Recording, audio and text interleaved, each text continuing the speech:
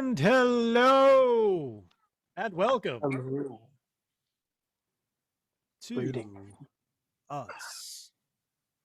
Hello and Yes. welcome to Condor and Crow's Petrifying Pictures Show 1 year anniversary special.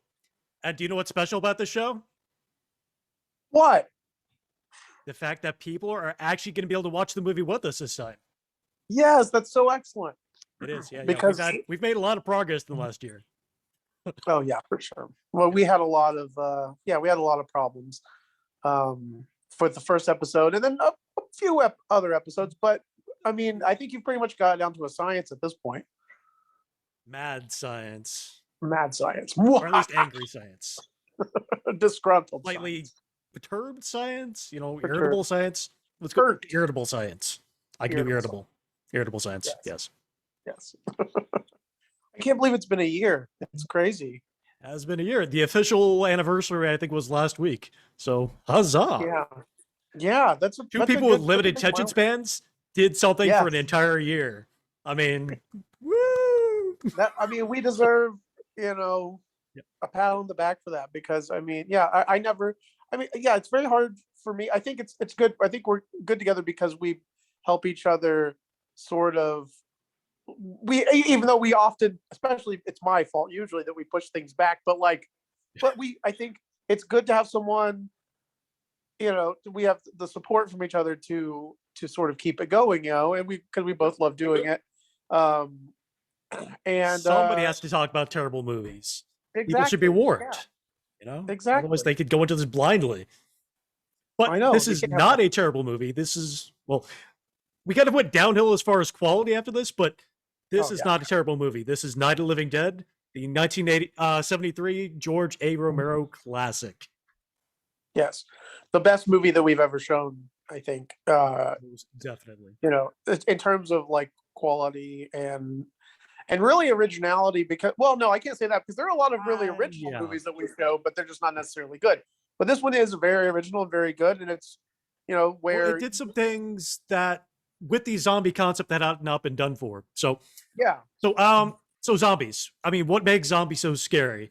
I mean, zombies are, they're people, and humans don't have claws or fangs. We're not particularly strong or fast or anything else, but that's the point. Zombies are us. So George R. Romero may not have pioneered the zombie movie because it had been done, many, many times before that. But he did something different. He didn't do the reanimated zombies by voodoo. He didn't do the aliens coming down. He made zombies us. They were your friends, your neighbors, your children. And that's what makes this movie kind of a first among zombie movies. Oh, yeah. It definitely made it more chilling because anyone could become a zombie. And especially, I mean, it's touched upon a little bit in this, but it's more prevalent in his other movies, his other, of the Dead movies, where you find out if anyone who dies can become a zombie, even if you're not even bitten, because of something in the air. It was never fully explained that more. In this movie, they talk about it may have been there was a satellite from Venus that crashed through the atmosphere, and they were like, maybe that's what caused it. But that's again part of the mystique. They never explain why, only what's going on, and that people have to just kind of, this is a new reality. This is it. Right. Your friends, your neighbors, your kids, you will become a zombie. Yes. It's inevitable. I think it's interesting. It's an interesting and terrifying concept. And I like, even though the movie that I'm getting ready to mention is not that good, I do like this aspect of its world building. What is it? It's one of the sequels to Night of the Living Dead. I think it's the last one that he did before he passed away. Was it John Leguizamo was in it? So is Dennis Hopper. It was like Podcast of the Dead or something. It had this ridiculous kind of name. It's something like that, but they show how their society exists in this world, how they've adapted. Basically elderly people are kind of watched closely just because elderly ticking time bomb. Yeah, they can just die from natural causes at any point. And and then then you have a Grandpa's zombie. coming back at you. Yeah, exactly. I thought that was an interesting idea, and you know, and it all sprung from this little seed for this movie, you know, and yeah, you know, and you were talking about earlier, like humans don't have claws or fangs, but the idea of being bitten by a person with our horrible blunt teeth and then getting Well, it's like infected we're and not used to being the turned idea into of being bacon, you food. know? We're Yeah, apex predators. We're up at the top. There is nothing. right. I mean, under normal circumstances, that's going to hunt and eat us That's right. until it's us. Yeah, that's true. I think it was Hunter S. Thompson who said that the food chain ends at the water line or something like that. And it's because I mean, and so I think it'd be interesting because I know that there's been some stuff that's been done um with zombies underwater, but I feel like that should be something that should be explored more. I feel like there should be more stuff. What I, They do it in the Italian ones, Zombie One, Zombie Two with an eye. So at oh one point, yeah, yeah, they all go to an island and they think they're all badass and safe until the zombies just crawl out of the water because oh they yeah, don't have to and one breathe. fights a They just shark. keep going. Yeah, yeah. That's a I forgot about beautiful that. movie. Oh yeah, I Yes, love that series. I think I've managed to track down the first and second and third, but the fourth is still elusive. yeah, we need to see if sometime we can actually. I know we can't show any of those, but we should see if we can find some like if there are any public domain like Italian horror movies that we could show. But not hopefully none with well, I don't know. I was gonna say hopefully none with terrible dubbing, but then again, that's kind of part of the fun, you know? By default, they all have terrible dubbing. Yeah. Yeah, they have to. It's a hallmark They of those all kind of have movies. I feel like there were also only like 5 or 6 like voice actors in Italy Yeah, at they the just pass time or people something. back and What it forth. seems Like, like. I need you to be Yeah. a 65-year-old woman now. Go. Yeah. Well, when we showed Frankenstein and just all of the voices are very they were so silly and that I one think they guy had sounded like one guy playing the villagers, and he played all of yeah, the villagers. Yeah. yeah.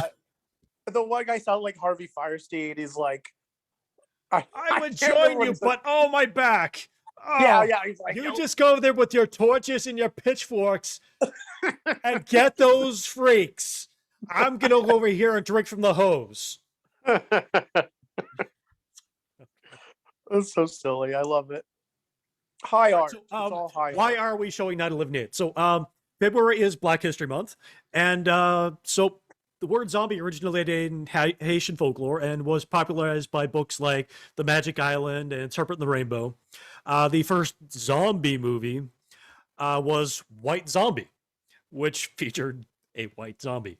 Not very well. We did that one once, and nobody ever got to see it because it didn't work. But we're Yeah. talking about it now, so that counts.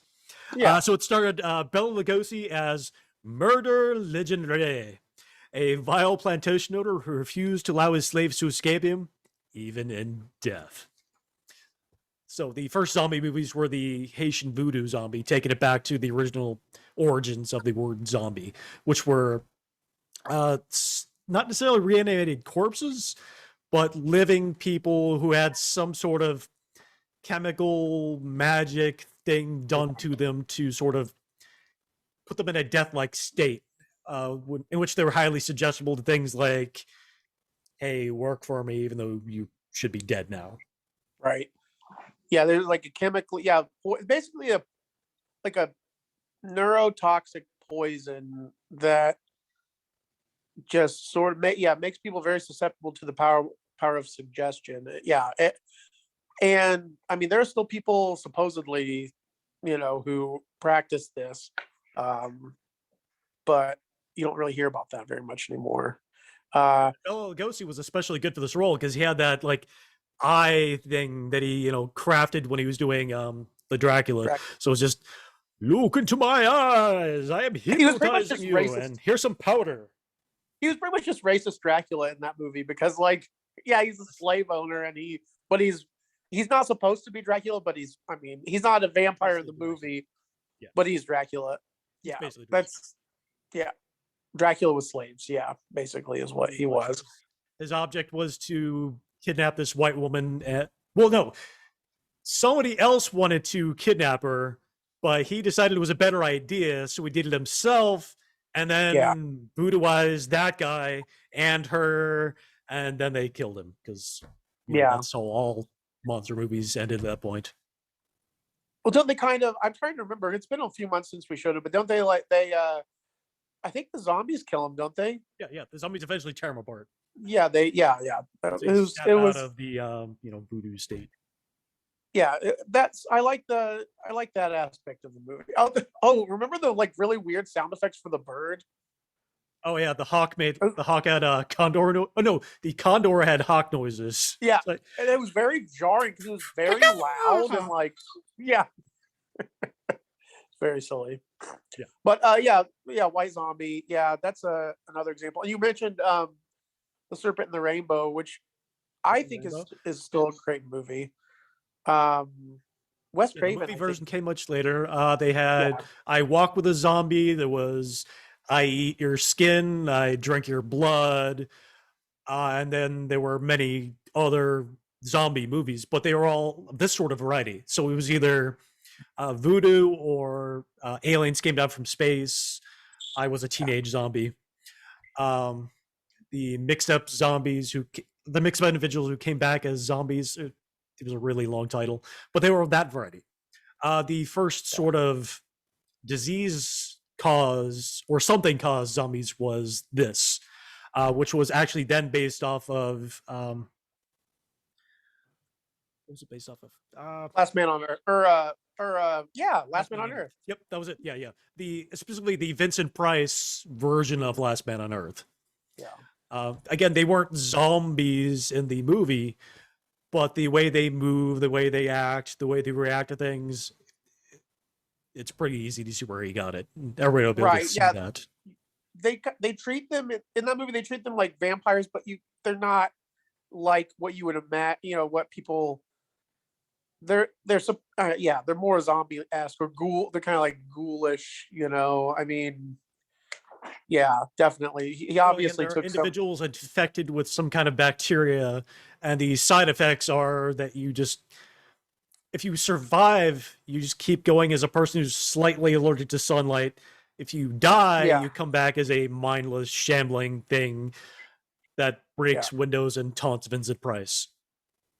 yeah. But just shambles That's your around villain very life. slowly, and Yeah. yeah, and I like that they in like in the book of that when they talk about how people kind of they act the way that they think a vampire should act because they wasn't it that they like see like they realize they're It's coming because out with these symptoms. the talk shows and the TV and everything Yeah, was describing it as a vampire illness because the people media. got Yeah, really sick and pale and the light hurt them. So when they died and came back, we were like, well, I must be a vampire now. yeah, Huh. yeah, I mean, if yeah. you crawl out It's of kind your of own funny. grave after, I mean, you Must be a pretty much saying vampire. you've got like one option at that point. I must be undead. Yeah, yeah, Normal people don't do that. yeah. Typically, Yeah, it's not really a typically they thing. don't. Yes. Yeah. Anyway, So that yeah. is So why we are showing Night of the Living Dead, because it is February, it is Black History Month, and this movie was influential in, well, not only cinema, but specifically Black cinema. So we will be talking yes. about that a little more over the course of this next hour or so, to however long we talk. Oh yeah, it has a great uh black protagonist. Which by the way, I just saw something for what is that movie that he's in? It came out around I think it came out in the 70s. It's uh Ganja and somebody else. What's the name? Ganja and but it's like it's more of a it's I don't think it's quite no, it is actually I think it's actually a vampire movie Yes, that has Dwayne good lord. Dwayne The Jones. protagonist of the what's Dwayne that? Jones. Yeah, Jones. Dwayne Jones. Yeah, I couldn't I was gonna say I almost said Dwayne Johnson, like Dwayne the Rock Johnson. But They're equally badass. yeah, yeah, that's true. Yeah, I mean, I'm sure absolutely. he'd be okay with that. Yeah, I think so too. But no, he's in that Ganja. And what is it? I can't remember. But it's a sort of a vampire black exploitation movie because it came out in the 70s when that was That'd very be very prevalent. time, yeah. Yeah, and I keep seeing stuff about it on various like movie channels that I have, and I need to watch it sometime soon. But yeah, but Dwayne Jones is excellent, an excellent actor, and he wasn't in a lot of stuff. He did a lot No, of he mostly did like off-Broadway plays and stuff. theater. Yeah, Yeah. yeah. Um, but yeah, definitely was an underrated. He was definitely an underrated actor for sure. Yep.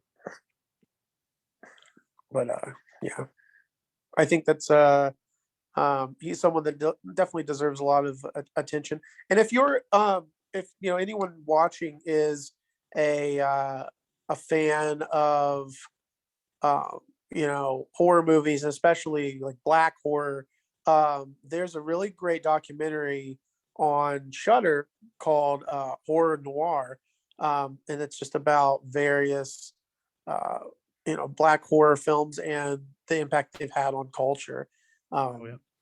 They talk about like everything from Blackula to like Candyman, to Get Out, and Us, various like Jordan Peele movies. But it's definitely very informative and a lot of fun. It's a long documentary, but it's definitely worth it for sure. It's worth checking out. Yeah. Yeah, absolutely. What do you think, Kevin?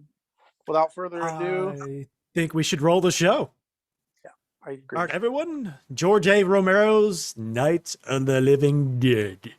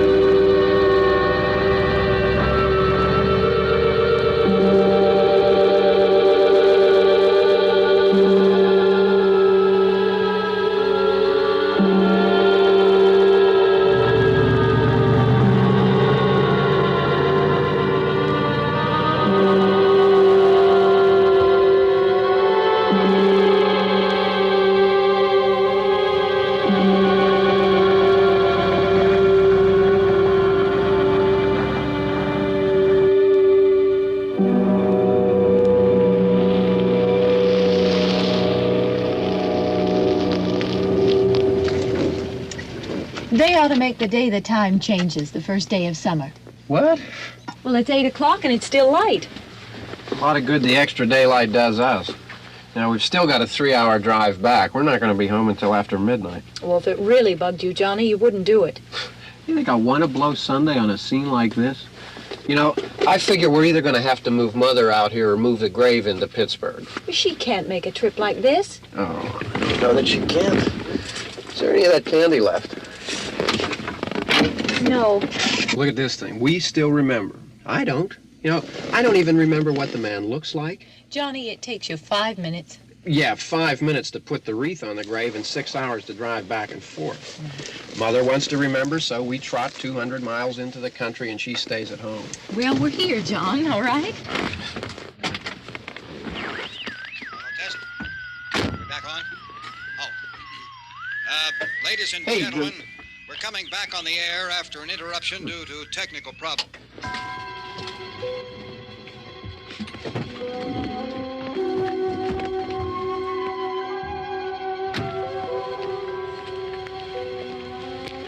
There's nothing wrong with the radio.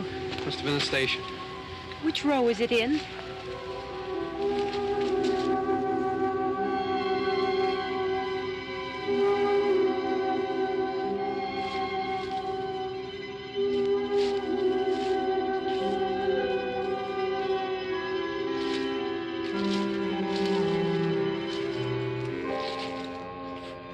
Well, there's no one around.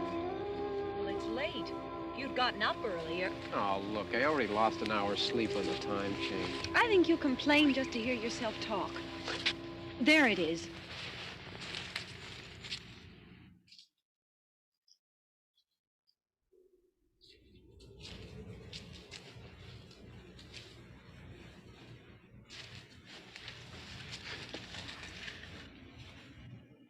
I wonder what happened to the one from last year. Each year we spend good money on these things. We come out here and the one from last year's gone. Well, the flowers die, and the caretaker or somebody takes them away. Yeah, a little spit and polish. You can clean this up. Sell it next year. Wonder how many times we bought the same one.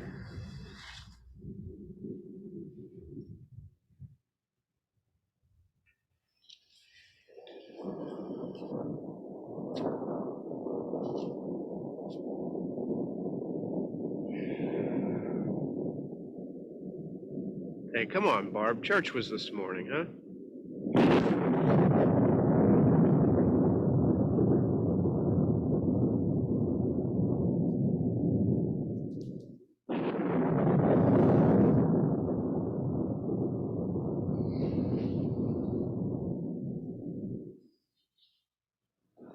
Hey, I mean praying's for church, huh? Come on. I haven't seen you in church lately. Well, there's not much sense in my going to church. Do you remember one time when we were small, we were out here? It was from right over there. I jumped out at you from behind the tree, and Grandpa got all excited, and he shook his fist at me, and he said, "Boy, you be damned to hell." Remember that? Right over there. Well, you used to really be scared here. Johnny, You're still afraid. stop it now. I mean it. They're coming to get you, Barbara. Stop it. You're ignorant. They're coming for you, Barbara.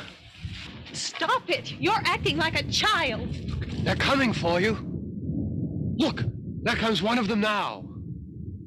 He'll hear you. Here he comes now. I'm getting out of here. Johnny.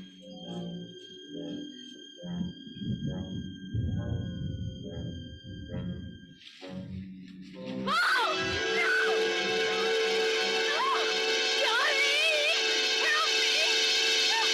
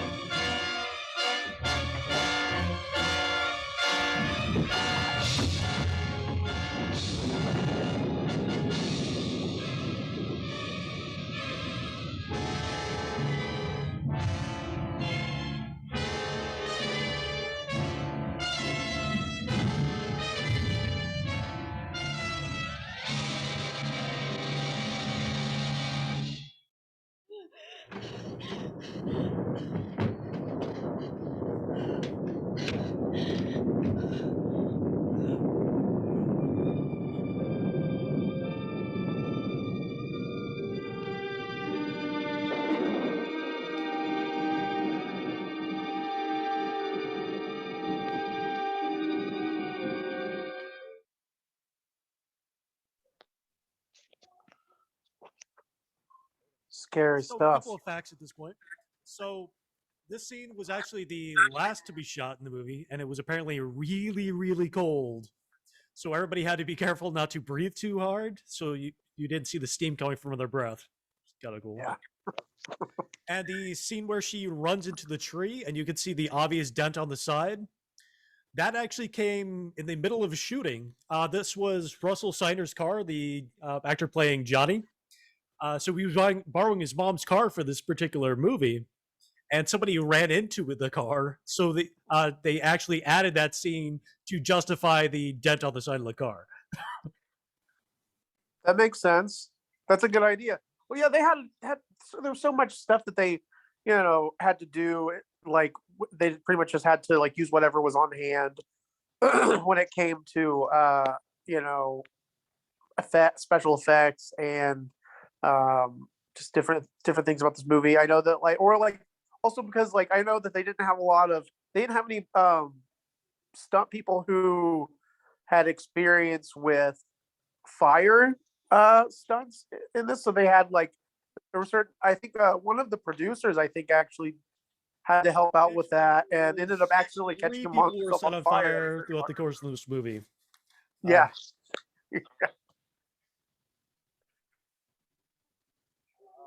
Because there's a part later on which our audience will see where when they're starting to realize that fire seems to repel the zombies because they have sort of like a primordial fear. Yeah, and I remember reading about that before, that someone actually did catch on. Like you said, the 3 people caught on fire actually caught on fire. 2 were intentional, 1 was not. There's a scene later in the movie where they try to set a chair on fire, and they actually set the person on fire. Yeah. But yeah, so 2 were intentional, 1 was not, and yeah, none of those people were qualified to be set on fire. Yeah, you have to have special qualifications for stuff like that. So, Contrary the first to zombie in this movie, S. William Hensman, he was actually one of the 2 $300 investors in this movie. So we're talking big money here. The 2 main investors, $300. Check that out. And he said he based his characteristic saunter, the lurching, after Boris Karloff.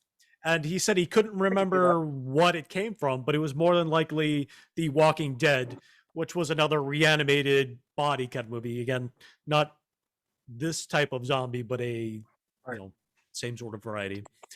And it was this characteristic lurching motion that became characteristic of zombies after this, especially in the Walking Dead series recently. Yeah, the famous, recently, the last decade. Very popular, yeah. Yeah, and actually, I was going to ask you: do you prefer zombies that are more slow moving, or do you like faster zombies? Which do you prefer? It depends. So the kind of reanimated corpse, it makes sense for them to be slow. But in the case of a Resident Evil zombie, yeah, they're mutant zombie things. That's cool. They move fast. Or the classic rage zombie. A really slow-moving rage zombie would just be kind of weird. I'm really mad. I'm gonna get you. Just wait till I get over there. Just hold. I'm still angry. Nope, still angry. I just hold on. Yeah, nobody wants to see that. So again, it makes sense for the type of zombie, and in this case, yeah, I think it works. I also always thought that the state of decomposition, if it's an undead zombie, maybe if you had just recently been transformed into one, if you had just died and become one, I could see you being as quick as you are normally, although not as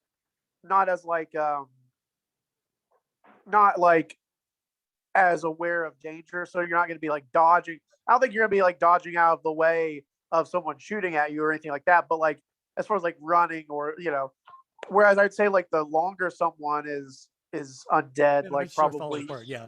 And they do a Yeah, really it's not all- good job of doing that in the Walking Dead series. Over the course of the Yeah. entire course of the series, you start to see the decay and everything kicking in, and the zombies are just falling apart. The only problem is if you die, you're a zombie, so it just keeps going until there's no more people. Yeah, I'm there's so much assuming. I that haven't watched the last season. yeah, I actually caught up on it not too long ago. Yeah, that's that's pretty much the same. But there's so many zombie movies, popular zombie movies from the last several decades that owe so much to this movie. And and the Walking Dead series, I mean, definitely owes a lot. Even coming down to like Dawn of the what I Dead, said again, you got the lurching yeah, kind of and also zombies. what I mentioned earlier about like how anyone who dies can't. Like I said, I don't think they touch on that much in this movie, um, but in later installments, in like They I do, think with the Dawn of the exception of Dead. one instance. The first actual dead body you see, and I won't give that away, but does not come back. Oh yeah, I know. Yeah, I know what you're talking about. Yeah. Also, I wanted to side note really quick. It's Ganja and Hess. That's the other movie with Dwayne Jones that There I you was go. talking about earlier. I looked it up during the during the movie.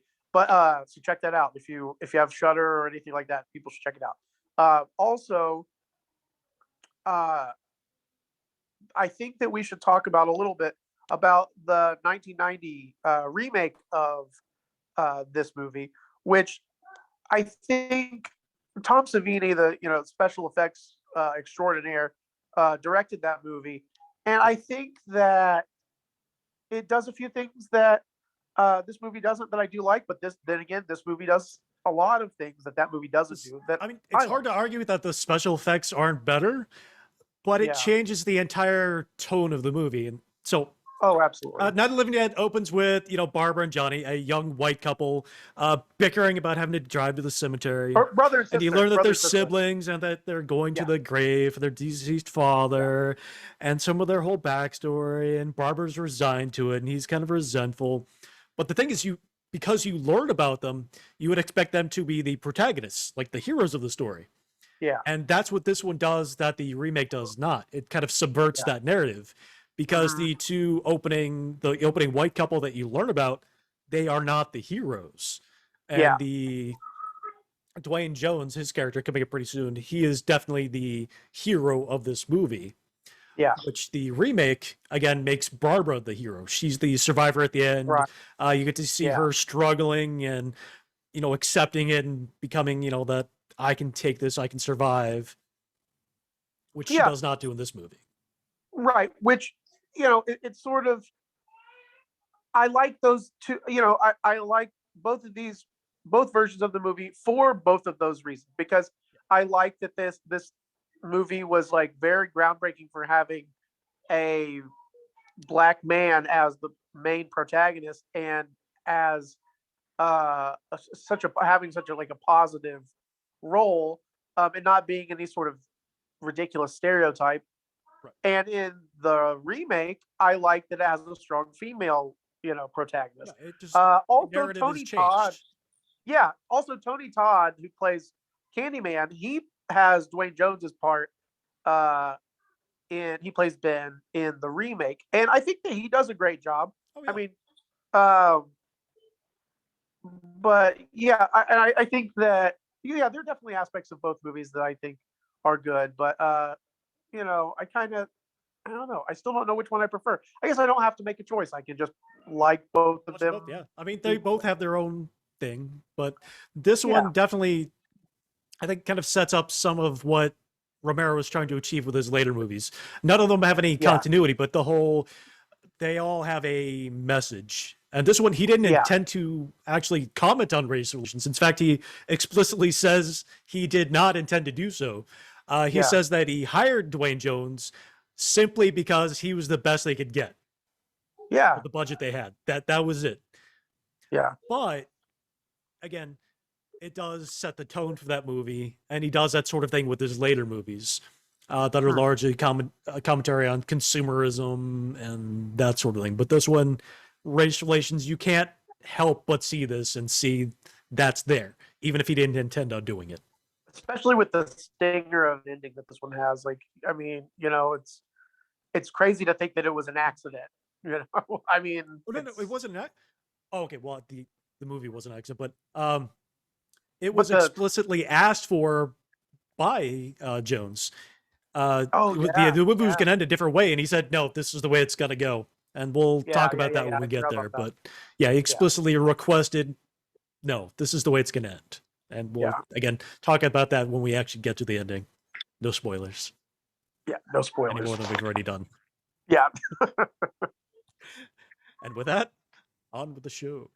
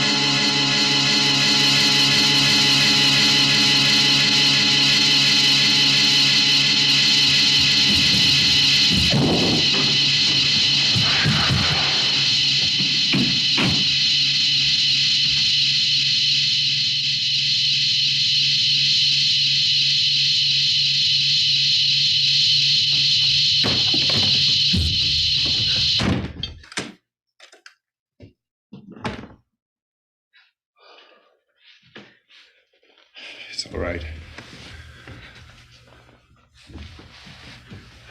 Don't worry about him. I can handle him. Probably be a lot more of them as soon as they find out about us. The truck is out of gas. This pump out here is locked. Is there a key? We can try to get out of here if we can get some gas. Is there a key?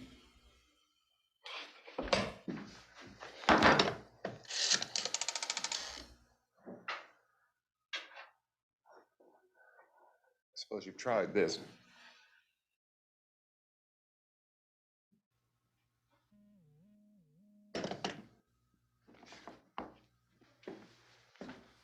Do you live here?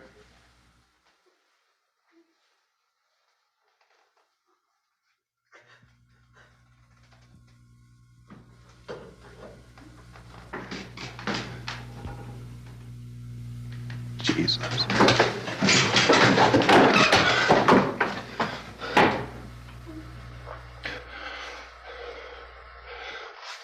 We've got to get out of here. We have to get to where there's some other people. Maybe we better take some food. I'll see if I can find some food.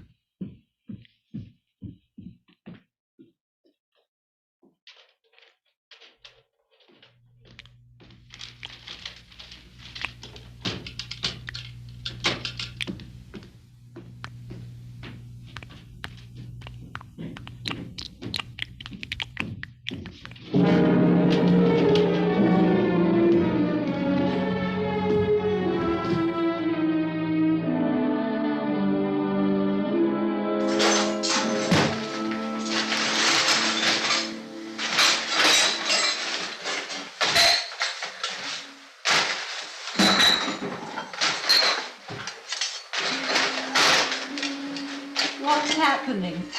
Oh, you think it's happening? What's happening?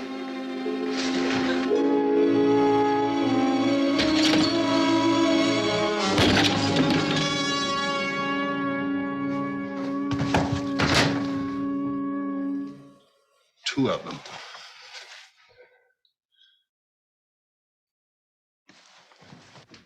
There are two of them out there. Have you seen any more around here? I can take care of those two. I don't I know you're afraid, but we have I to... don't know! I don't know! What's happening?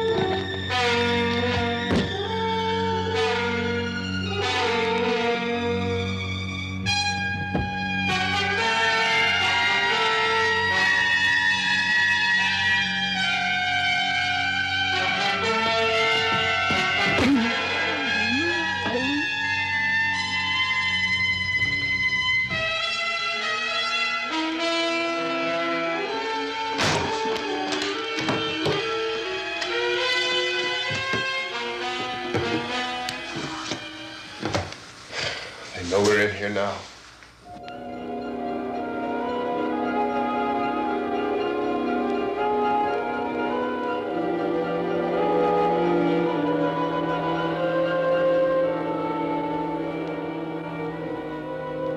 Don't look at it.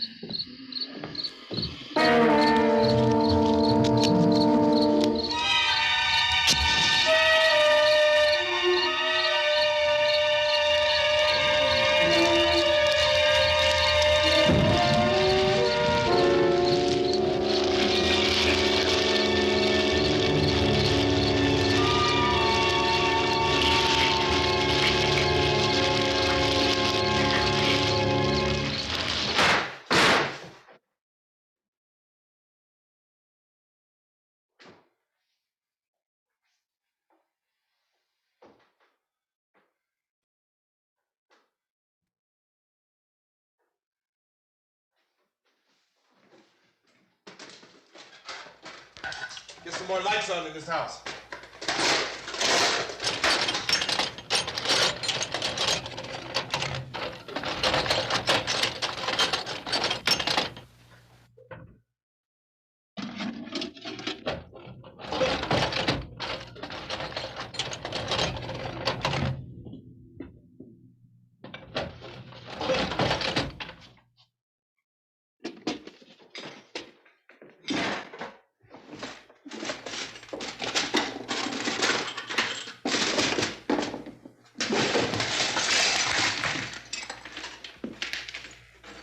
Why don't you see if you can find some wood, some boards, something there by the fireplace, something we can nail this place up.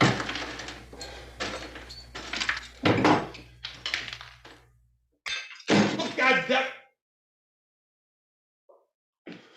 Look, I know you're afraid. I'm afraid too.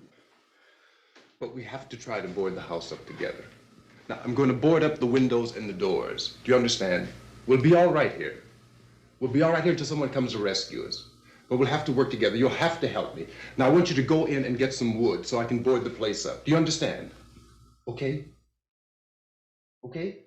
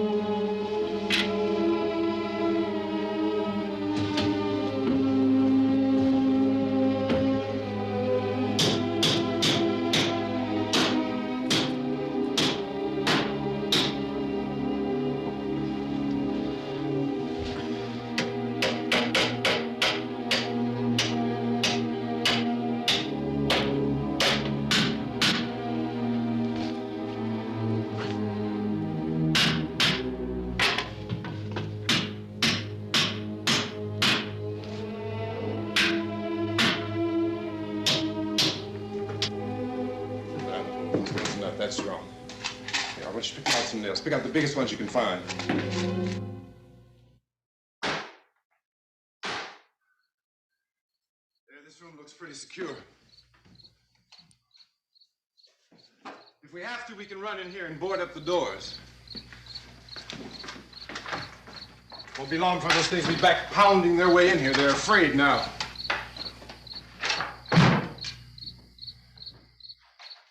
They're afraid of fire. I found that out.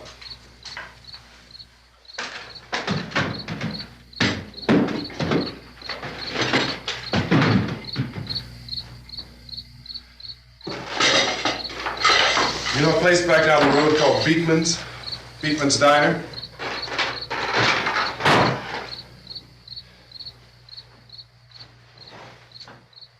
Anyhow, that's where I found that truck I have out there. There's a radio in the truck. I jumped in to listen to it when a big gasoline truck came screaming right across the road. But there must have been 10, 15 of those things chasing after it, grabbing and holding on. Now, I didn't see them at first. I could just see that the truck was moving in a funny way. And those things were catching up to it. The truck went right across the road. Slammed on my brakes to keep from hitting it myself. It went right through the guardrail.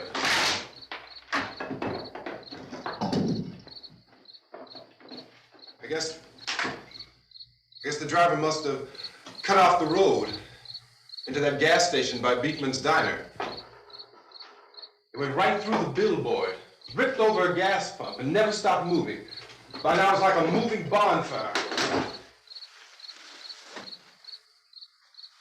Didn't know if the truck was going to explode or what. Still hear the man screaming.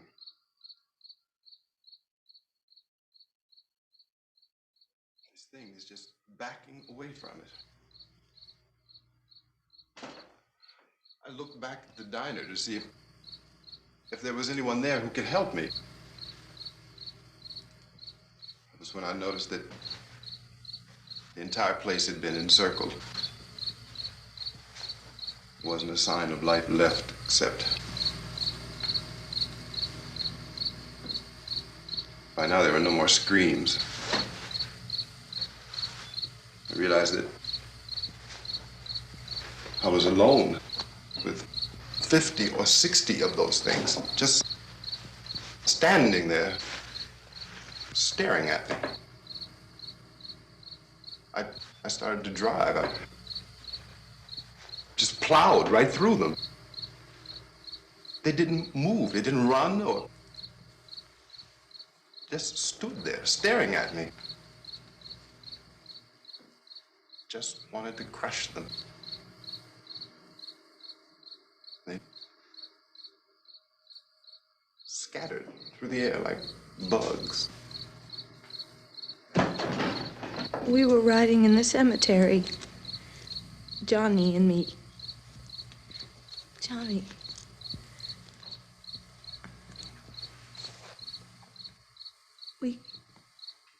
We came to put a wreath on my father's grave. Johnny, and he said, "Can I have some candy, Barbara?" We didn't have any. And, oh, it's hot in here. Hot.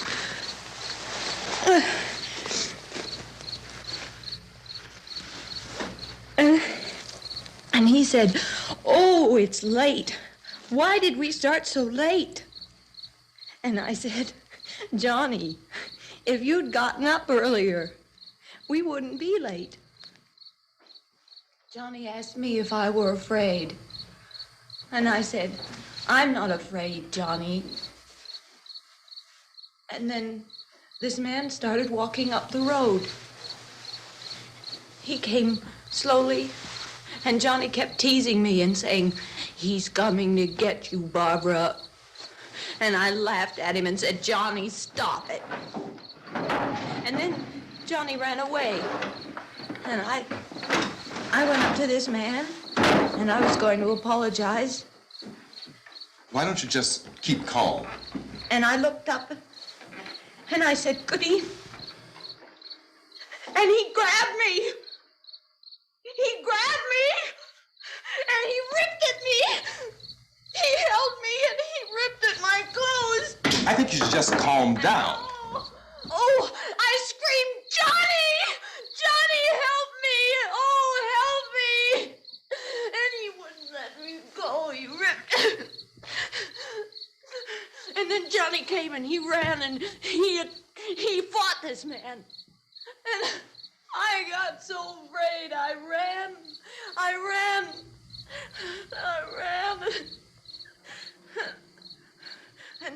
didn't come. We have to wait for Johnny.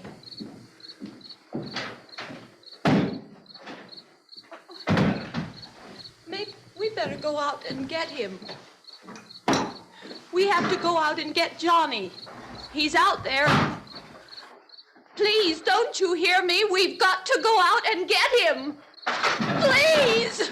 We have got to go get Johnny! Please help me! Please!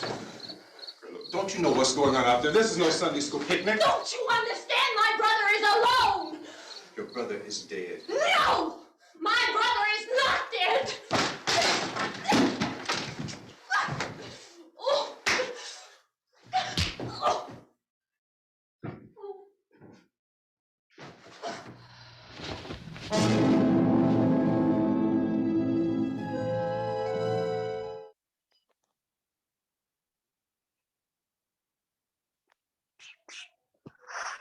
Yeah. So the original character was written as this angry redneck trucker, not explicitly any particular race, but just kind of angry. And when Dwayne Jones took the part, he actually asked Romero to kind of tone down that part, especially the scene we just saw, because he was concerned about how that would be perceived in America. I mean, there was a lot of racial tensions in the 60s. When this movie hit the theaters, it was shortly after Martin Luther King had been assassinated.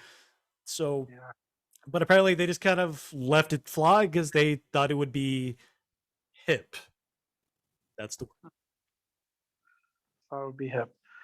Romero apparently later said that he kind of agreed with Jones and they should have toned that down. But again, this movie is kind of important because they left that kind of stuff there.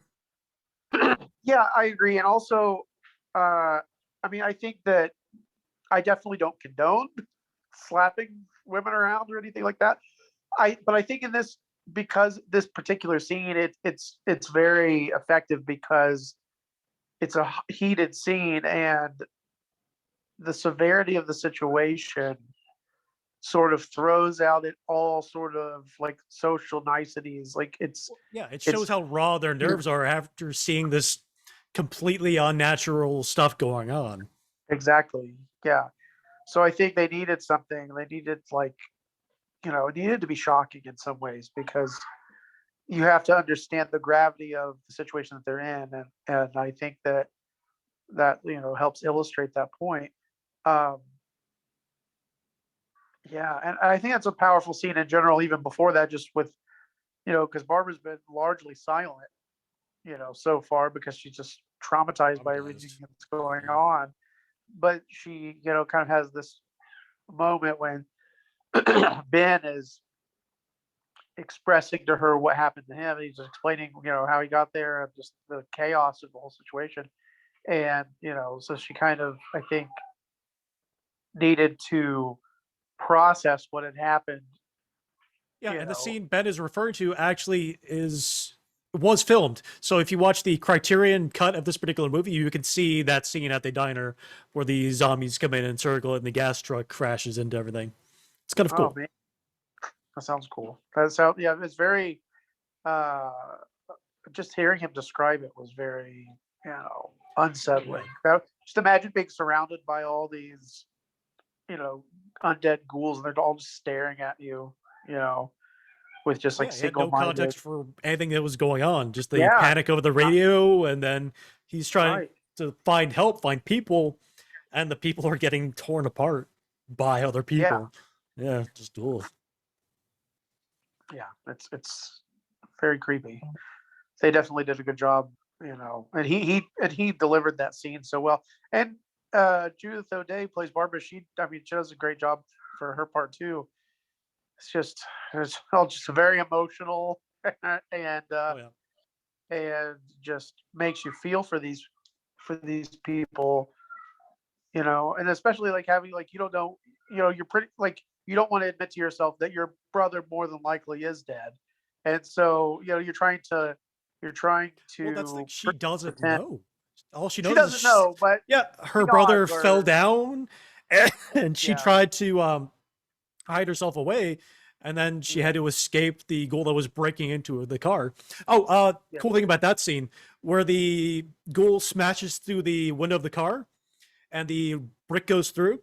George A. Romero was actually inside filming it and narrowly missed getting brained by The Rock himself. Oh man. Yeah.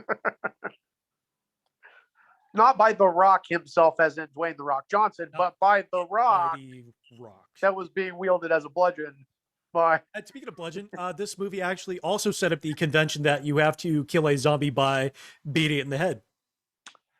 Yeah, how do you feel about that rule in so many zombie movies? I mean, honestly, without a head, there's not really a lot to be afraid of. I mean, it can't see you, it can't smell you, it can't bite you. All it can do is kind of wander around with a head. You know, you shove it over and you move on. So it makes sense. Not very many movies, not very many zombie movies stray away from that idea, from that weakness. This one set up that convention, definitely. Aside from the only one I can think of off the top of my head is Return of the Living Dead, which is actually my favorite zombie movie of all time. But in that movie, the only way that you can actually destroy them is if you just completely like Dismember burn their body. Yeah, that's the only way. Yeah, dismembering And them even prevented then- them from being able, like, effectively do anything. Setting them on Yeah. fire worked, except then it spread the chemical in the air and kept it Exactly. going. It led to sequels. 3, Yeah. 4. which isn't Maybe always 4 a or good 5? thing. No. A lot of sequels actually, which I don't think any of them are as good. You know, 2 is the 3 least bad. was pretty good. I mean, 3 is good in its own right. It's not as funny. It's a little more. It adds that kind of twisted romance kind of thing with the girlfriend coming back. Oh yeah, I forgot about that. Yeah, And then there's a 4 and 5 that are basically like direct-to-video sequels that are not worth seeing. I mean, unless you like trash, which I do. Yeah, we do. But there's like 1 or 2 of them I feel like that are kind of more serious, or I think there's at least one that's kind of more serious, and it's like supposed to be darker. What's the one where it takes like a weird like sort of there's like I remember there being like a cybernetic zombie, like a cyborg zombie. Well, I mean, the third one, she does stick a bunch of like glass and stuff in her face, and so she does look kind of. Well, there's one that came out like it was probably I'll have to look it up later, but there's one that came out in the 2000s, like early 2000s, and I think it was called like Return of the Living Dead, like Dead World, not Dead World, but something like that. There was one that was like Bloodlines or something. So the Like zombie was descended from something. I don't know how that works. I don't know what the plot was. I just know it had zombies and like, yeah. Yeah. And the those words aren't Return of the Living Dead. I think if you're gonna watch any of those, just watch the first one and maybe the second or third. But third, skip the second. Ignore. Yeah. Skip the second. First Just and watch the first and third one. Yeah. Just do And the you're good. odd number. Yeah. And this movie, so Night of the Living, also, there's also a callback in the Evil Dead series. When she comes in and she's looking up at the heads on the walls, Ash does very much the same thing when he comes into the cabin in the woods in the iconic, cabin in the woods. Yeah. With the, Except in this movie, they don't come back to life. Yeah, and I think in that one isn't it like a deer head that like in Evil Dead, and then where's this? It's there's a boar it's still head. a deer head. Like it's a very direct still- callback. Oh, okay. Yeah, I guess I missed that part in this. I just saw the boar head. I didn't see the deer in this. But yeah. Because I haven't seen that Evil Dead in a long time. Because that's actually Evil Dead 2, right? The one that you're talking about with the deer. Because I think so. Because I think it's done in It's more both 1 comical. and 2. But Is it 1 and 1 2 and are 2? almost the exact same movie. yeah, except for I think 2 is kind of a sort of a remake of the The first special one. effects are better. They actually had a budget to work with. Yeah, but Yeah, otherwise but it's also a little basically the same lighter. movie. It's also a little funnier, Yeah. Oh yeah, It's definitely. also, I don't know. I think it's less creepy, but it's kind of more fun. Yeah, definitely. Yeah. But there's something else I was going to say, and I can't remember what it was. about Evil Dead. While we're on the topic, how did you feel about the very serious and very dark remake that came out in 2012 or 2013? I didn't like it as much just because I've so much invested in liking the original ones, but Yeah. it does kind of stand on its own as a different movie. So it's not bad, but the Bruce Campbell movies are just awesome. You gotta love Bruce Campbell. But yeah, you can't I touch feel like it. It's just. But as far as being disturbing though, Oh yeah, like it I added would a new definitely angle say with the addiction and trying to talk about that and confront that and failed to do so. Yeah. It was a very different movie. Oh, for sure. That was when what was that? Jane Levy is plays the character who is sort of a weird combination of Ash and of what's his Ash's girlfriend? I can't remember. Because she ends up being the first one to become a Deadite, but then she ends up also becoming the heroine of the movie, which I like that twist because the first time I watched it, I had no idea that was going to happen at all. Very different movie. So I did like that twist, but yeah, I mean, but you gotta love Bruce Campbell. I mean, you can't touch that one. The chin win. Yeah, I still have not gone back and watched the. I guess it's a reboot. I think it's a reboot because there's going to be another part 2 or something at some point. But I never went back and rewatched it just because I was just like, no, the original was perfect. Just let it go. Just stop. Just do something else. Just let it go. Yeah. Just, no. Yeah. Don't mess with the classic. And speaking of classic, on with the show.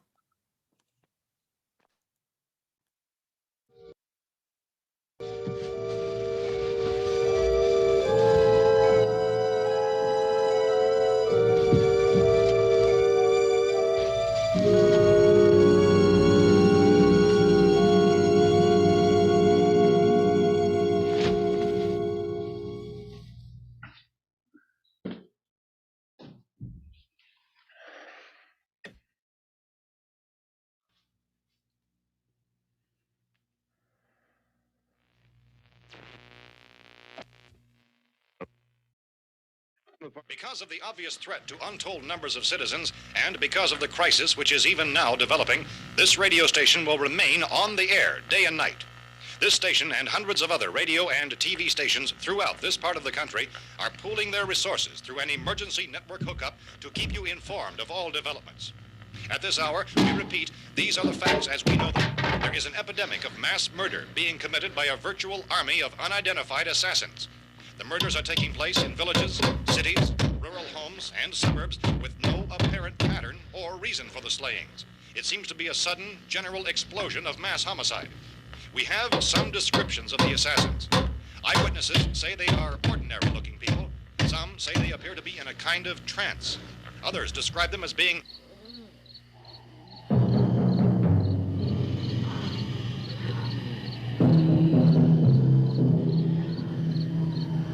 So, at this point, there is no really authentic way for us to say who or what to look for and guard yourself against. Misshapen monsters. Reaction of law enforcement officials is one of complete bewilderment at this hour. So far, we have been unable to determine that any kind of organized investigation is yet underway. Police, sheriff's deputies, and emergency ambulances are literally deluged with calls for help. The scene can best be described as mayhem. Mayors of Pittsburgh, Philadelphia, and Miami, along with the governors of several eastern and midwestern states, have indicated the National Guard may be mobilized at any moment, but that has not happened as yet. The only advice our reporters have been able to get from official sources is for private citizens to stay in their homes behind locked doors. Do not venture outside for any reason until the nature of this crisis has been determined and until we can advise what course of action to take. Keep listening to radio and TV for any special instructions as this crisis develops further. Thousands of office and factory workers are being urged to stay at their places of employment, not to make any attempt to get to their homes. However, in spite of this urging and warning, streets and highways are packed with frantic people trying to reach their families or apparently to flee just anywhere. We repeat, the safest course of action at this time is simply to stay where you are.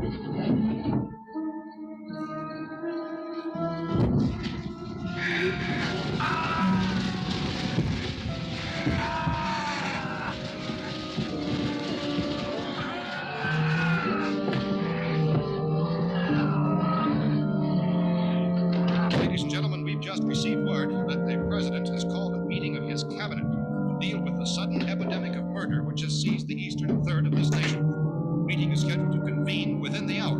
Members of the presidential cabinet will be joined by officials of the FBI and joint chiefs behind closed doors. The White House spokesman, in announcing this conference, says there will be an official announcement as soon as possible following that meeting. This is the latest dispatch just received in our newsroom. Latest word also from National Press Services in Washington, D.C. now tells us that the emergency presidential conference, which we've just mentioned, will include high-ranking scientists from the National Aeronautics and Space Administration. That's the extent of this latest meeting.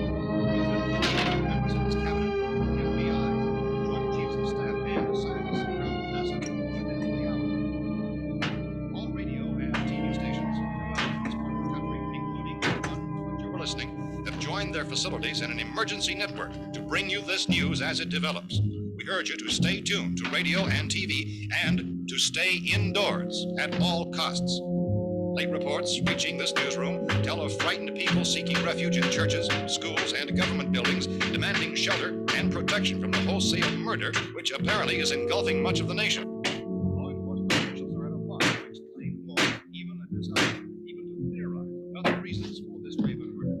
So far, the advice we're able to give the public is summary evidence of Police Chief T.K. Dunmore of Camden, North Carolina, is quoted as saying, quote, "Tell the people, for God's sake, to get off the streets. Tell them to go home and lock their doors and windows up tight. We don't know what kind of murder-happy characters we have here." End quote. Police Chief Dunmore of Camden, North Carolina. So far, the only descriptions, the only clues anyone has of the killers come from frightened witnesses of some of the slayings. These eyewitness accounts variously describe the murderers as ordinary-looking people, misshapen monsters, people who look like they're in a trance, and things that look like people but act like animals. Some eyewitnesses tell of seeing victims who looked as though they had been torn apart. This whole ghastly story began developing 2 days ago with a report of the slaying of a family of 7 in their rural home near Gulfport. Since then, reports of some senseless killings began snowballing in a reign of terror which has hopscotched in an erratic, disconnected manner throughout much of the eastern and midwestern United States. Efforts to keep track of the murder reports by the placing of markers on a map seem to indicate a general spreading from the extreme southeastern United States to the north and west. Our newsmen have been on the telephone talking with officials in other cities and have determined that none of this kind of mass murder has yet been reported west of the Mississippi River, except in the extreme southeastern portion of Texas. Similar killings have been reported around the Houston and Galveston areas, but nothing like... I found a gun and some bullets out there. It was only late yesterday Oh, that and it first these. became clear we were facing some kind of national emergency. When first reports began filtering in, newsmen and law enforcement agencies were of the opinion This that place is things boarded were up pretty solid now. in nature. However, as these We ought to be all right here for a reports while. increased dramatically, it was soon apparent that We have this the was gun something and more than the bullets, usual run of lawlessness. food and the Some radio. officials began to suspect an obscure kind of conspiracy. Sooner or later, someone's Things as bound to come and get us out. creatures from outer space. So again, we join with law enforcement agencies urging you to seek shelter in a building. Lock the doors and windows securely. Hey, that's us. We're doing all right. Be cautious of any suspicious strangers and keep tuned to your radio and television for survival instructions and further details of this continuing story. Look, I don't know if you're hearing me, Goes on in the absence of any law but I'm going upstairs now. It's almost as though some balance If anything should try to break in here, I can hear it from up there. I'll be down to take care of it. savage killers. We repeat, this radio station Everything is all right for now. I'll be back to reinforce the windows and doors later. But you'll be all right for now, okay? Okay. Civil defense officials in Cumberland have told newsmen that murder victims show evidence of having been partially devoured by their murderers.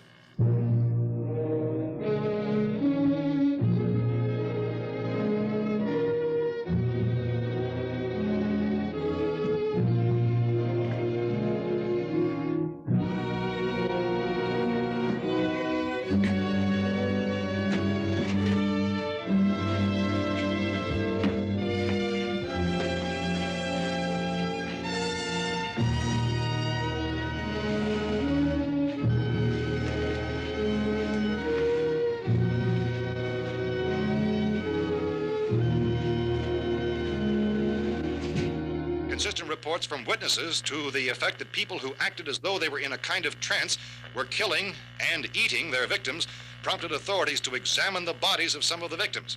Medical authorities in Cumberland have concluded that in all cases, the killers are eating the flesh of the people they murdered. Repeating this latest bulletin just received moments ago from Cumberland, Maryland, civil defense authorities have told newsmen that murder victims show evidence of having been partially devoured by their murderers. Medical examination of victims' bodies shows conclusively that the killers are eating the flesh of the people they kill. And so this incredible story becomes more ghastly with each report. It's difficult to imagine such a thing actually happening, but these are the reports we have been receiving and passing on to you, reports which have been verified as completely as is possible in this confused situation. It is happening, and it would appear that no one is safe from this wave of mass murder.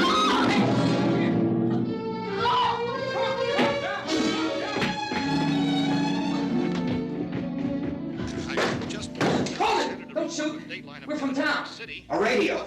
County, Pennsylvania. The Butler County Sheriff has verified that reports of murder victims being partially eaten by their slayers is true. No further details available at this time. However, How long you guys been down there? I could use some help up here. That's the cellar. It's the safest place. You mean you didn't hear the racket we were making up here? How were we supposed to know what was going on? Could have been those things for all we knew. That girl was screaming. Sure, you must know what a girl screaming sounds like. Those things don't make any noise. Anybody would know somebody ever needed help. Look, it's kind of hard to hear what's going on from down there. We thought we could hear screams, but for all we knew, that could have meant those things were in the house afterward. And you wouldn't come up and help? Well, if there were more... The racket sounded like the place was being ripped apart. How were we supposed to know what was going on? Now, wait a minute. You just got finished saying you couldn't hear from down there. Now you say it sounded like the place was being ripped apart. It would be nice if you get your story straight, man. All right, now you tell me. I'm not going to take that kind of a chance when we got a safe place. We luck into a safe place, and you're telling us we got to risk our lives just because somebody might need help, huh? Yeah, something like that. All right, why don't we settle this... Look, mister, we came up. Okay, we're here. Now I suggest we all go back downstairs before any of those things find out we're in here. They can't get in here. You got the whole place boarded up? Yeah, most of it. All but a few spots upstairs. They won't be hard to fix. You're insane. The cellar's the safest place. I'm telling you, they can't get in here. And I'm telling you, those things turned over our car. We were damn lucky to get away at all. Now you tell me those things can't get through this lousy pile of wood? His wife and kids downstairs. The kid's hurt. Well, I still think we're better off up here. We could strengthen everything up, Mr. Cooper. With all of us working, we could fix this place up in no time. We have everything we need up here. We can take all that stuff downstairs with us. Man, you're really crazy, you know that? You got 1,000,000 windows up here. All these windows, you're gonna make them strong enough to keep these things out, huh? I told you those things don't have any strength. I smashed 3 of them and pushed another one out the door. Did you hear me when I told you they turned over our car? Oh, hell, any good 5 men can do that. That's my point. Only there's not going to be 5 or even 10. There's going to be 20, 30, maybe 100 of those things. And as soon as they know we're here, this place is going to be crawling with them. Well, if there are that many, they'll probably get us wherever we are. Look, the cellar. The cellar, there's only one door, right? Just one door, that's all we have to protect. Tom and I fixed it so it locks and boards from the inside. But up here, all these windows, why, we'd never know where they were going to hit us next. You got a point, Mr. Cooper. But down in the cellar, there's no place to run to. I mean, if they did get in, there'd be no back exit. We'd be done for. We can get out of here if we have to. And we got windows to see what's going on outside. But down there with no windows, if a rescue party did come, we wouldn't even know it. But the cellar is the strongest place. The cellar is a death trap. I don't know, Mr. Cooper. I think he's right. You know how many's out there? I don't know. Maybe 6 or 7. Look, you two can do whatever you like. I'm going back down to the cellar, and you better decide. Because I'm going to board up that door, and I'm not going to unlock it again no matter what happens. Now, wait a minute, Mr. Cooper. No, I'm not going to wait. I've made my decision, now you make yours. Now, wait a minute. Let's think about this. We can make it to the cellar if we have to. And if we do decide to stay down there, we'll need some things from up here. So let's at least consider this a while. You box yourself in this cellar and those things get in the house, you've had it. At least up here you have a fighting chance. Yeah, it looks like about 8 or 10 out there now. There's more than there were. There are a lot out back, too.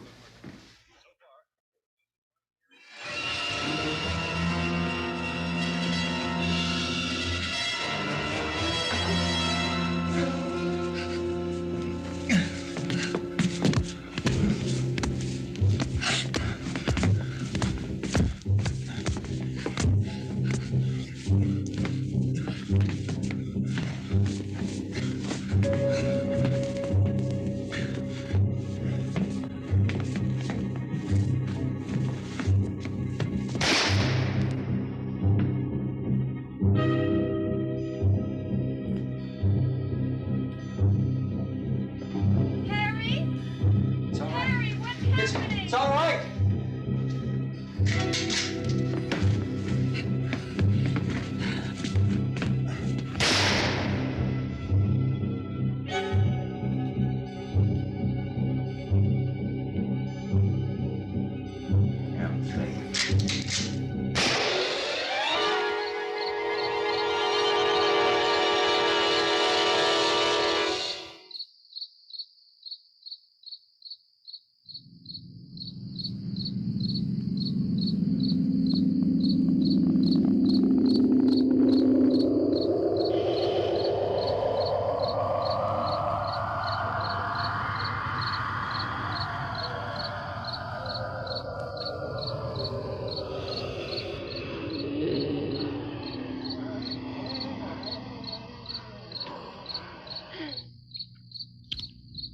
We gotta fix these boards. You're crazy. Those things are going to be in every window and door in this place. We've got to get down into the cellar. Go down in your damn cellar. Get out of here! I'm taking the girl with me. You leave her here. Keep your hands off her. And everything else that's up here, too. Because if I stay up here, I'm fighting for everything up here. And the radio and the food is part of what I'm fighting for. Now, if you're going down the cellar, get. The man's insane. He's insane. We've got to have food down there. We've got a right. This is your house. We've got a right. You going down there with him? Well, yes or no? This is your last chance. No beating around the bush. Listen, I got a kid down there. She can't possibly. I couldn't bring her up here. She can't possibly take all the racket and those things smashing through the windows. Well, you're her father. If you're stupid enough to go die in that trap, that's your business. However, I am not stupid enough to follow you. It is tough for the kid that her old man is so stupid. Now, you get the hell down in the cellar. You can be the boss down there. I'm boss up here. You bastards. You know, I won't open this door again. I mean it. Mr. Cooper, with your help, we could... With my help. Let him go, man. His mind is made up. Just let him go. Wait a minute. Judy, come on up here, honey.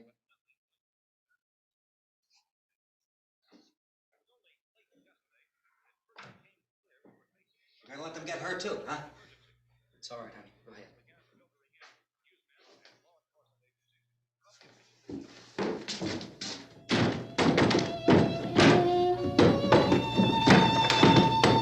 If we stick together, man, we can fix it up real good. There's lots of places we can run to up here. Mr. Cooper, we'd all be a lot better off if all three of us were working together. Hey. Hey, kid.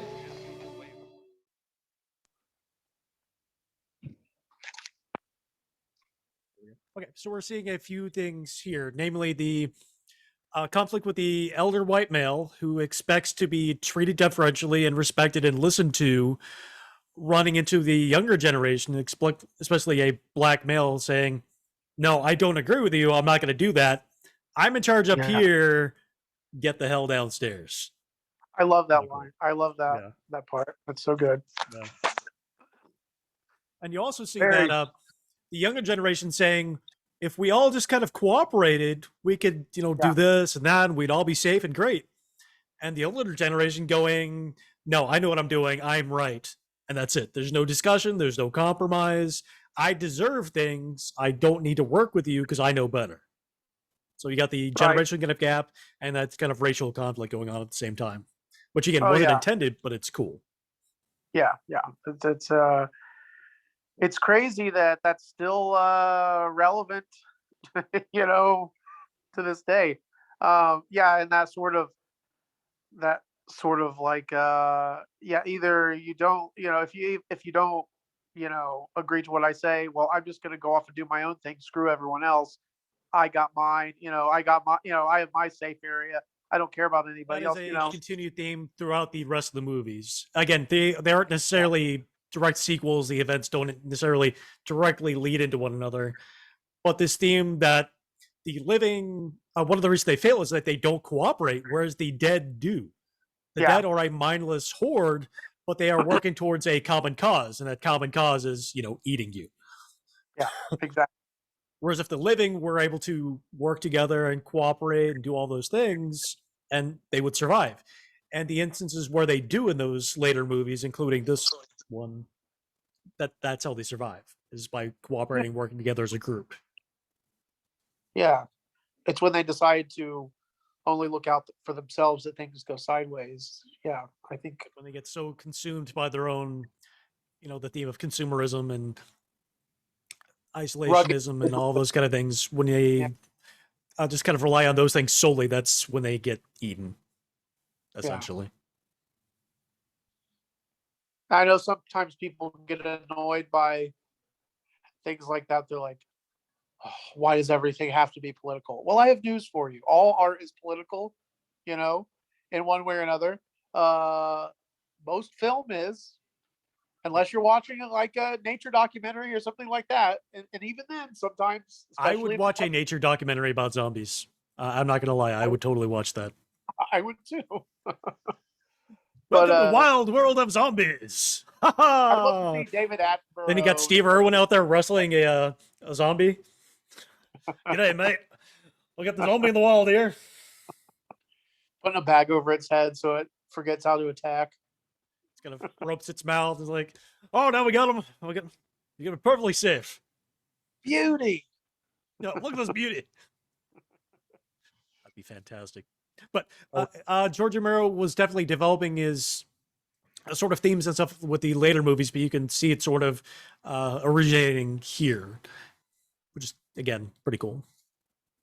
Yeah, absolutely. Good groundwork for everything else that he, went on to do. Which, he did obviously a lot of other zombie movies after this, but he also did other things.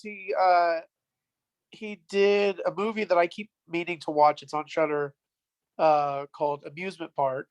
Have you watched that yet? It's interesting. It's not classically a horror movie. It's not a horror movie in the context that this is.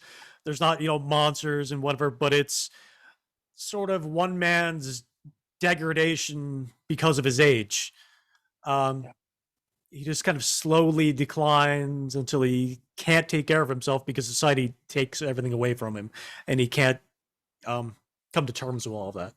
So it's definitely horror, just more of a psychological variety rather than, monsters. It's not a monster movie. Right. He also did Monkey Shines, which is about a man who suffers an accident that causes him to be quadriplegic, and his friend works at this animal testing lab and suggests that he get a helper monkey. And the monkey, I so want a helper monkey. I know. Well, after seeing that, if you watch that movie, you might change your mind. He ends up getting this helper monkey who becomes very fond of him, and end up having kind of like a psychic connection almost. But the monkey kills people. It grabs it kills people with a clothes hanger and various. It starts. What you're fires. saying? I get a psychic butler monkey. Yeah. The downside is it kills people. Yes. It's like that. I don't know. I might be willing to accept that risk. It's like it's psychic butler monkey. I mean, come on. That's everybody's dream. It's my dream. That's true. It's a good point.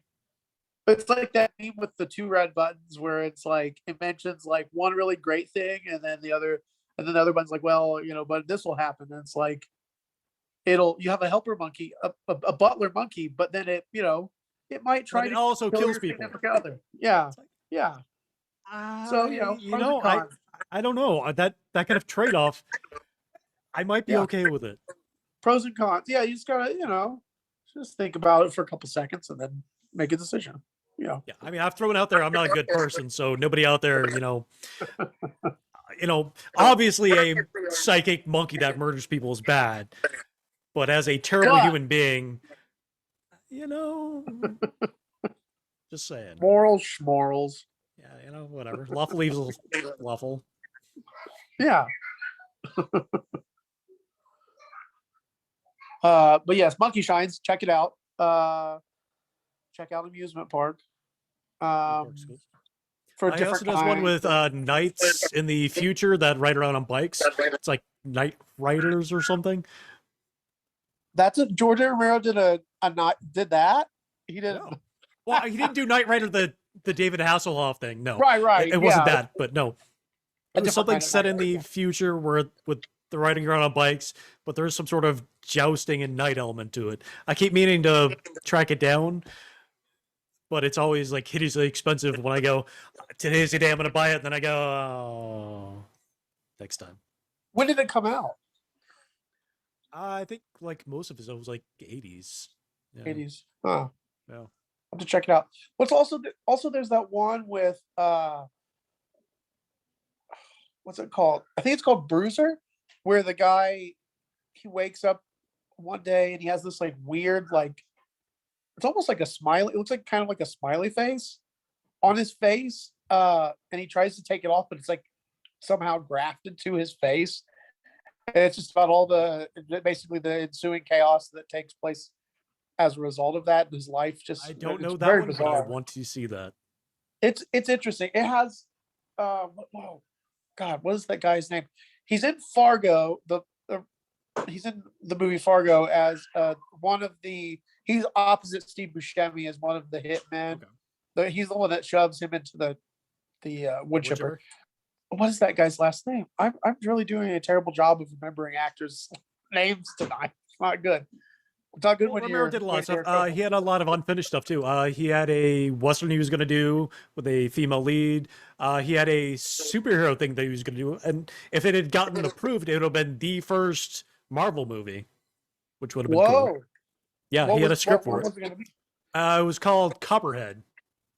Huh. Which interesting. I'd never heard of the character, so I'm assuming he made a character for this because I'd never heard of it. But the University of Pittsburgh archives, they have all of his stuff. So at some point, I'm going to do like a pilgrimage there just to check this stuff out. But they've got a ton of his unfinished scripts and films. Oh, he also did he was going to be a Bigfoot movie set in Florida, with the Squamp Ape. Oh, man. That would have been fantastic. Oh, my God. I'm so disappointed that never came to be. He did like a demo of it with some film students. So you could see that, but it never actually was commercially produced. Is that just in the archives, or is that on YouTube or something? No, all that stuff's, as far as I know, just kind of locked down. You can go see it. Okay. Someday. Oh, hell yeah. Cool. Yeah. That sounds pretty awesome. And speaking of awesome, what else you got? Oh, what I was going to ask, is it just called, what's it called? What's that movie called? I just know it was about a swamp ape Bigfoot in Florida. I know it had a name, but I would have to go back and look that up. I just watched it during a webinar that the University of Pittsburgh put on, which is another one coming up tomorrow tomorrow night. Well, it won't be tomorrow night when this airs, but tomorrow night, as in when we're filming it right now. Yes, in case our viewers were wondering, this is not live. In case you want to go back in the future and watch it, yes, there was another University of Pittsburgh horror webinar. Yeah. Check it out, Pittsburgh. Or if you're not in Pittsburgh, I guess anyone with internet access. Yeah. You can go back and watch the archive. Yes. From the archive. Yes. That's all I got. On with the show.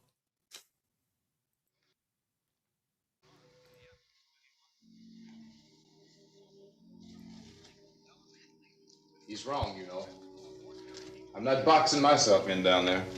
We repeat, this radio station will remain on the air day and night.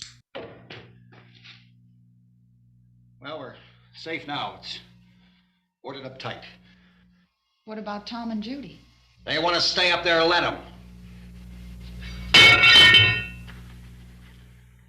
There are two other people upstairs, a man and a girl. We heard you screaming. Yeah, but I didn't know who they were, and I wasn't about to take any unnecessary chances. Of course not, Harry.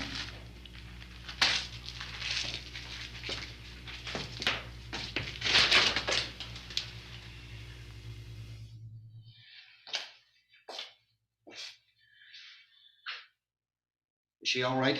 I don't know what it is. She feels warm. Maybe it's shock. Where'd you get the bandage? Some laundry in a basket. I tore a sheet.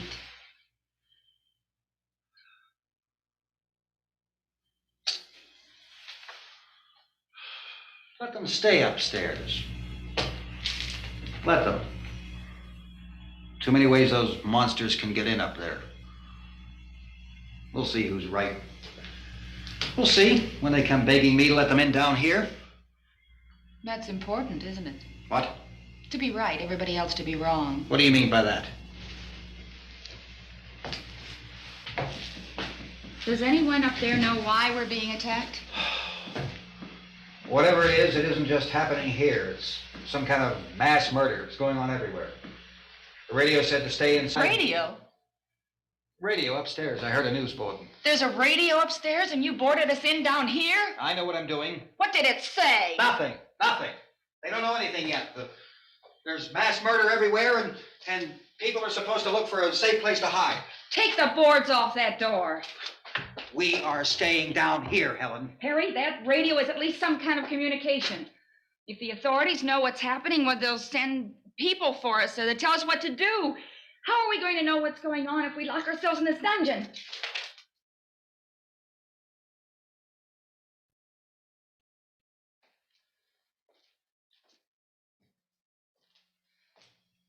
We may not enjoy living together, but dying together isn't going to solve anything. Those people aren't our enemies. Mr. Cooper! Mr. Cooper, Ben found a television set upstairs. Let's go up. Tom? Yeah. If Judy would come downstairs for a few minutes, Harry and I could come upstairs. Okay, yeah, right away. Will you do it? Do I have to? Look, honey, nothing's gonna get done with them down there and us up here. Do this for me. Okay. Okay, open up.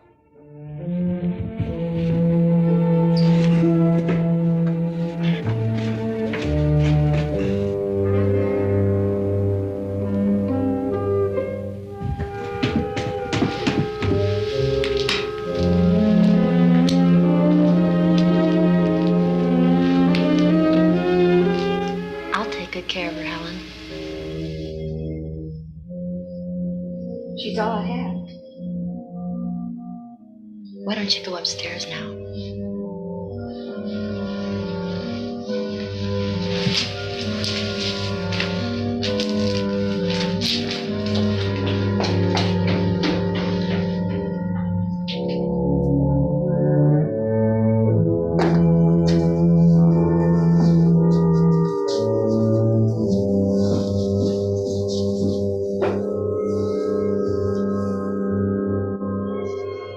Her brother was killed. Hey, give me a hand with this thing. I gotta go help Ben with the television.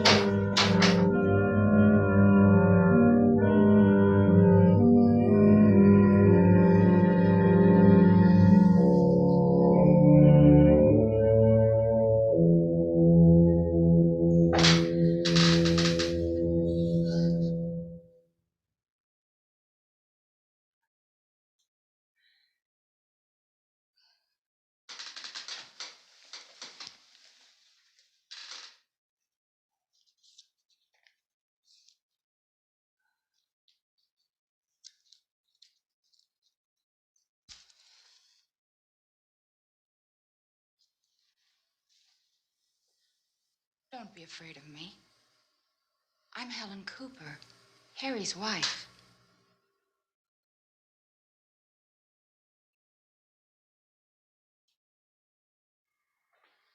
This place is ridiculous. Look at this. There's a million weak spots up here. Give me one of those.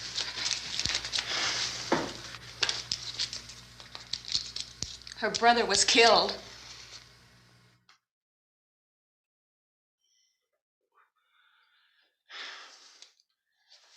And they talk about these windows. I can't see a damn thing. There could be 15 million of those things out there. That's how much good these windows are. Why don't you do something to help somebody?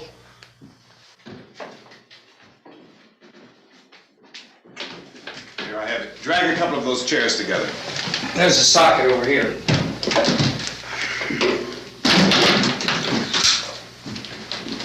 You better watch this and try to understand what's going on.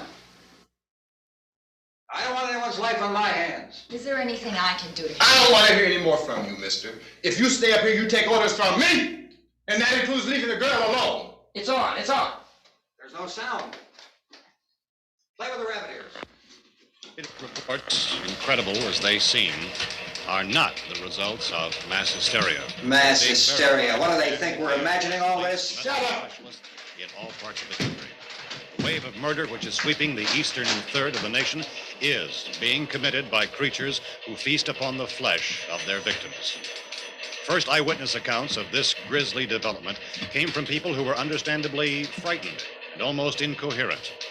Officials and newsmen at first discounted those eyewitness descriptions as being beyond belief. However, the reports persisted. The medical examinations of some of the victims bore out the fact that they had been partially devoured. I think we have some late word just arriving, and I'll interrupt to bring this to you. This is the latest disclosure in a report from National Civil Defense Headquarters in Washington. It has been established that persons who have recently died have been returning to life and committing acts of murder. A widespread investigation of reports from funeral homes, morgues, and hospitals has concluded that the unburied dead are coming back to life and seeking human victims. It's hard for us here to believe what we're reporting to you, but it does seem to be a fact. When this emergency first began, radio and television was advising people to stay inside, behind locked doors for safety. Well, that situation has now changed, and we're able to report a definite course of action for you. Civil defense machinery has been organized to provide rescue stations with food, shelter, medical treatment, and protection by armed National Guardsmen. Stay tuned to the broadcasting stations in your local area for this list of rescue stations. This list will be repeated throughout our news coverage. Look for the name of the rescue station nearest you and make your way to that location as soon as possible. So we have that truck. If we can get some gas, we can get out of here. There's a pump out by the shed. I know, that's why I pulled in here, but it's locked. Called this afternoon by the president. Since convening this conference of the presidential cabinet, the FBI, the Joint Chiefs of Staff, the CIA has not produced any public information. Why are space experts being consulted about an earthbound emergency? So far, all the betting on the answer to that question centers on the recent Explorer satellite shot to Venus. That satellite, you'll recall, started back to Earth, but never got here. That's the space vehicle which orbited Venus and then was purposely destroyed by NASA when scientists discovered it was carrying a mysterious high-level radiation with it. Could that radiation be somehow responsible for the wholesale murders we're now suffering? Newsman Don Quinn in Washington has posed those questions. It's obvious our best move is to try to get out of here. How are you going to get over to that pump? Look! You're coming from a meeting regarding the explosion of the Venus probe, is that right? Yes, that was the subject of the meeting. Do you feel there is a connection between this and the phenomenon? There's a definite connection. In other words, you feel that the radiation on the Venus probe is enough to cause these mutations? There was a very high degree of radiation. Well, just a minute. I'm not sure that that's certain at all. I don't think that has been logical explanation proved. that we have at this time. In other words, it is the military's viewpoint that the radiation is not the cause of the mutation. I can't speak for the entire military at this time, gentlemen. I must disagree with these gentlemen presently until this is irrefutably proved. Everything is being done that can be done. We'll have to hurry for our next meeting. Professor, you feel that there is a definite connection between definite connection as far as Dr. Keller and myself. Doctor, please. I thought we decided that is not proved yet. Was the satellite, when the satellite was exploded? An unusual amount of radiation, enough to cause mutation under certain circumstances. Could have happened. Have a bearing on it. It does seem to have a bearing. Will there be a reply for this? Later? Yes. There will be a reply. Yes. Later this afternoon. There will be a report this afternoon. Perhaps there will be a report, yes. a more Later. full report. Will you close the window? We are doing everything possible to solve the problem. We're hoping to get some further explanation of this. We've heard all we need to know. We have to try to get out of here. He said the rescue stations have doctors and medical supplies. If we could get Karen there, we could get help for her. Well, no, is one of the world's foremost authorities on space science and technology. Willard. I saw a sign that said Willard. It's only about 17 miles from here. You know this area. You from around here? Judy and I are both from around here. We were on our way up to the lake to go swimming. And Judy had a radio, and we heard the first reports about this. So we knew the old house was here, and we came in and found the lady upstairs dead. Then these other people came. We went down into the basement and put a bar across the door, and it is pretty strong. How could we possibly get away from here? We've got a sick child, 2 women, 1 woman out of her head, 3 men, and the place is surrounded with these things. For NASA. Dr. Grimes, your entire staff, I know, has been working very hard to find some solution to these things that are happening. Do you have any answers at this time?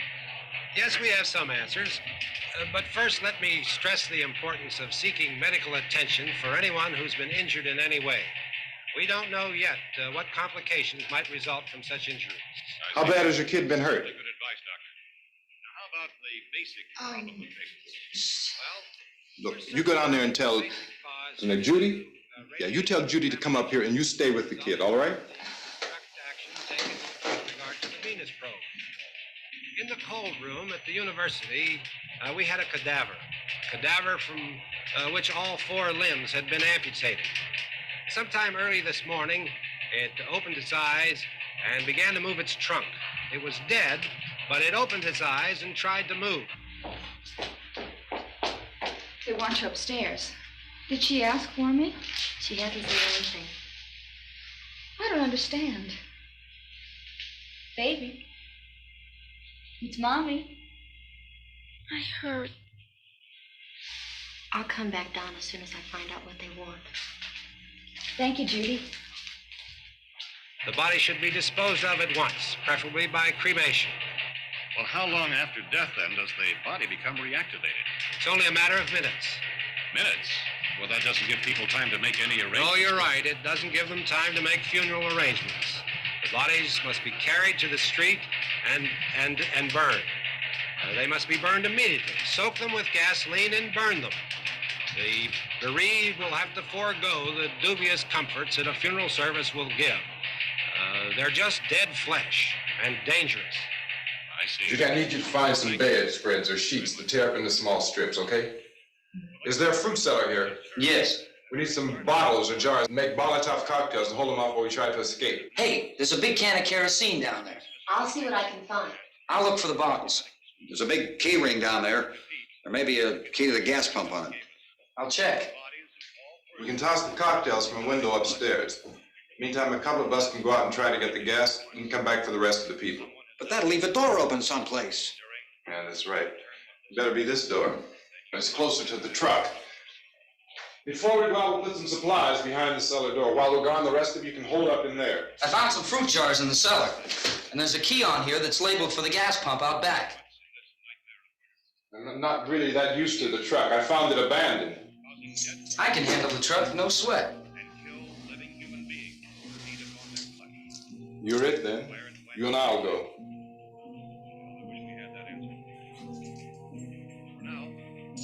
We'll put whatever lumber we find behind the cellar door. You can go upstairs and toss the cocktails from a window. Tom, you and I will have to unboard this door. After you toss the cocktails, you hustle back down here and lock this door. It's no good to board it up because we'll have to get back in quickly. After we get the gas and get back into the house, then we'll worry about getting everybody into the truck. Now let's move it. Place to flee safely, except to the rescue station, which have been set up. Indications are that before this emergency is over, we will need many, many more such rescue stations.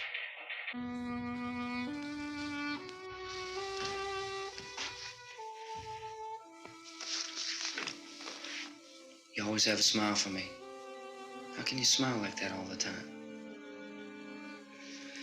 How many do you have done? Come on, honey, we gotta move. Tom, are you sure about the phone? The phone is dead out. All you get is a recorded message. If I could only call the folks. They're going to be so worried about us. Everything will be all right. As soon as we get to Willard, we'll call them. They might even be there. I know. Tom, are you sure we're doing the right thing, Tom? What, about getting out of here? Yeah. Well, the television said that's the right thing to do. We've got to get to a rescue station. I don't know. Come on, honey, you're starting to sound like Mr. Cooper now. Why do you have to go out there? Look, I know how to handle that truck, and I can handle the pump. Ben doesn't know anything about that stuff. But we're safe in here. For how long, honey? We're safe now, but there's going to be more and more of those things. I know all that. Hey, listen. Remember when we had the big flood? Remember how difficult it was for us to convince you that it was right to leave? Remember we had to go to Willard then? This isn't a passing thing, honey.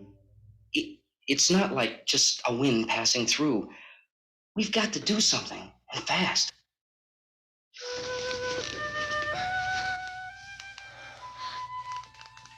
I just don't want you to go out there, that's all. Hey, Smiley, where's that big smile for me? Boy, you're showing no use at all, are you? We've got work to do, honey. And you...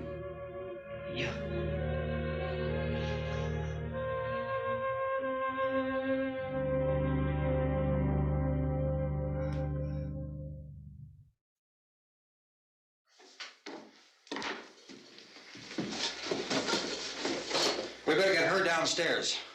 We have to go downstairs now, Barbara. She's right. You have to go downstairs now, just for a little while, until we get back. Then we can all leave. Oh, I'd like to leave. Yes.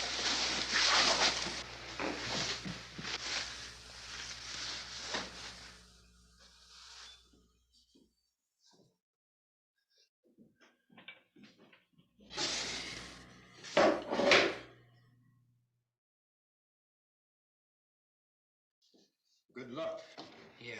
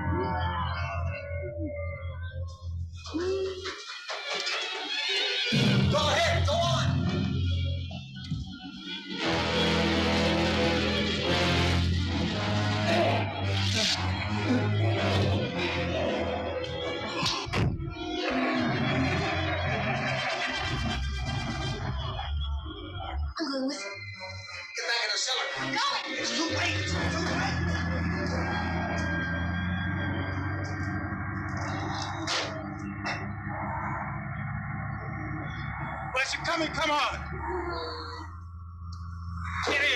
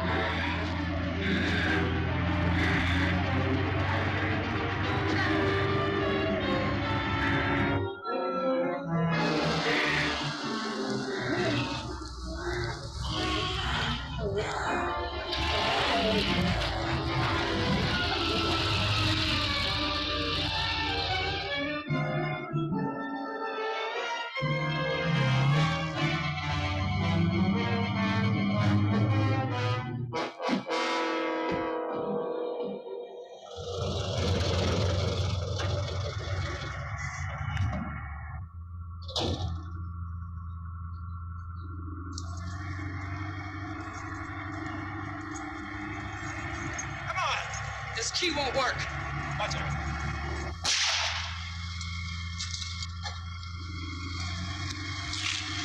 Watch the torch!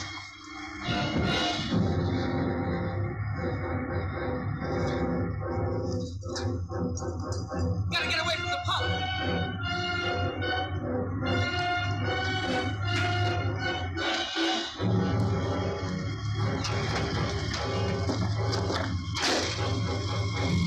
Hang on!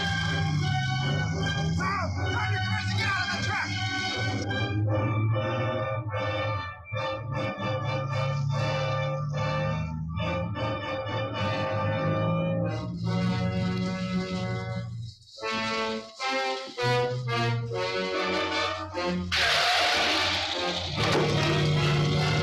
Let's get out of here. Come on, come on. My jacket's caught.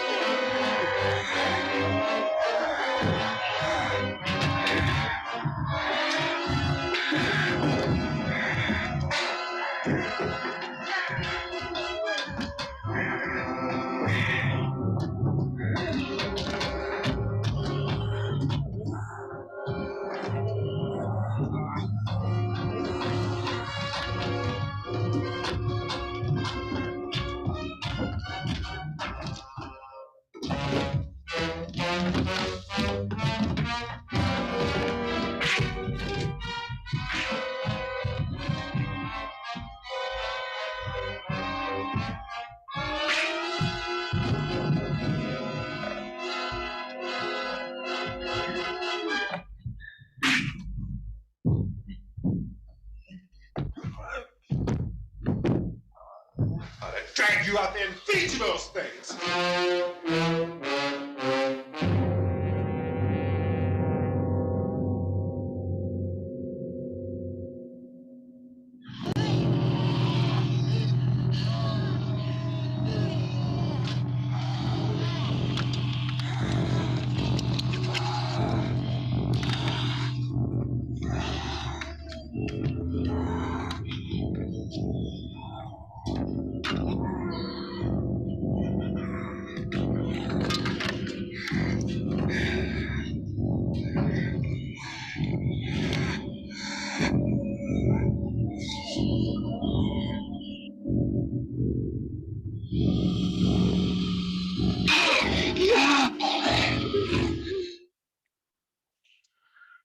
Nasty way to go.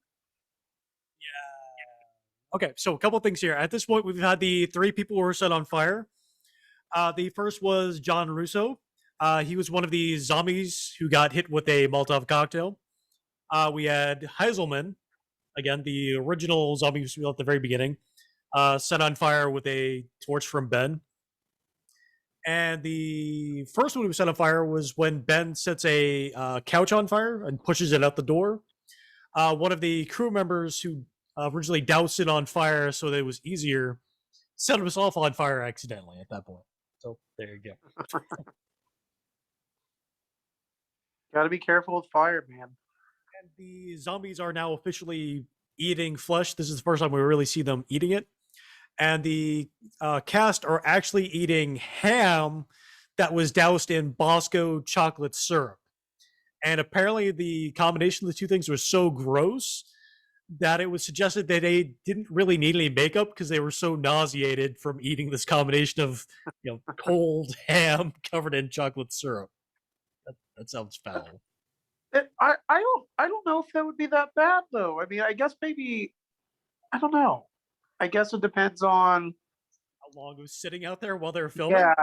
Yeah, I guess that. Yeah, I mean, well, at least it was cold out. I mean, I guess it could have been worse if it were like hot. You know what I mean? Like that would definitely make it more covered in Bosco chocolate syrup. So, and the chocolate syrup was actually also used for any of the blood that was seen in the movie because it was black and white. It was kind of viscous. There was no scenes where the stuff was really flying over the place.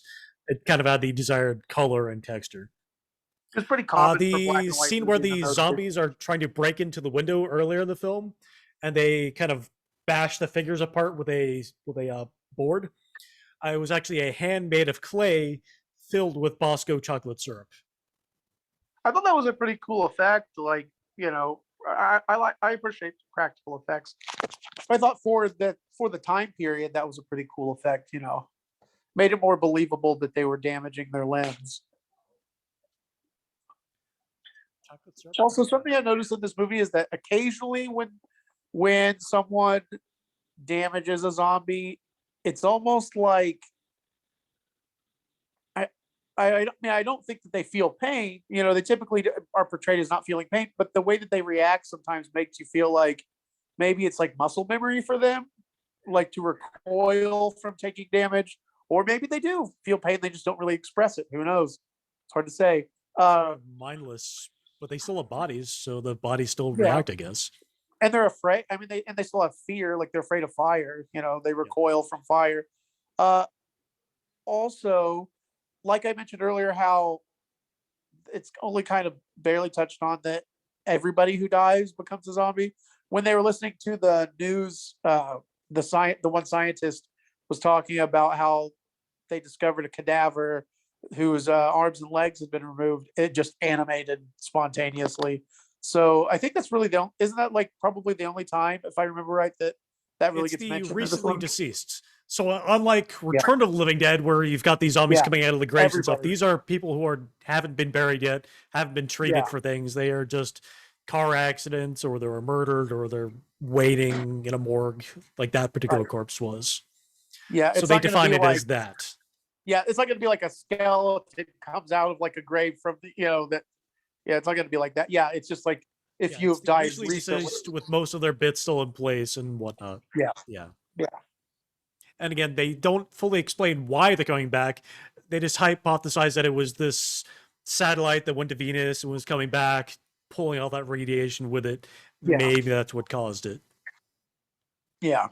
That's the only explanation, and they're not even really given as an explanation. It's the only real thing that's mentioned. I'm surprised also though that like, given the time period, that there was never. I think that something that would have been interesting if like people would have been discussing, like if it were something like nowadays, people would have all kinds of crazy ideas of what would have caused it. So but I'm surprised with it being was the late '60s, right? So I'm surprised there wasn't anything like, oh, what if it's a Russian, some sort of, Russian like bio, weapon, or really wasn't quite a. I don't know. Was it a thing? It was vaguely right. Yeah. So maybe, I mean, they could have blamed other countries, sure. Yeah. I mean, that's I feel like xenophobia is sort of a timeless thing in America. You know. It is true. If you're not me, I don't like you. Yeah. Pretty much. That never get. You know, that never. No, that's a that trope never that gets just old, keeps going on and on and on. unfortunately. Yeah. Yeah. But we're nearing the exciting conclusion to our feature. It really, the wildness and chaos really picks up here in the next little bit. Oh yeah. Get ready to watch lots of people being eaten. Yeah. And on with the show.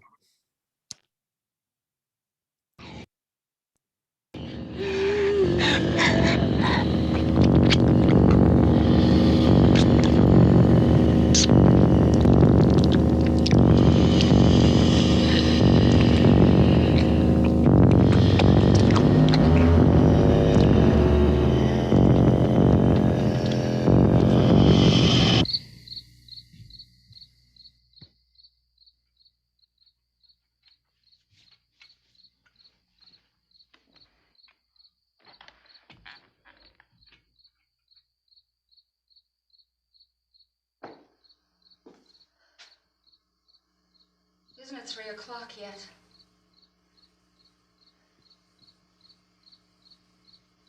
There's supposed to be another broadcast at 3 o'clock. 10 minutes. Oh, only 10 more minutes? We don't have very long to wait. We can leave. Well, we better leave soon. It's 10 minutes to 3.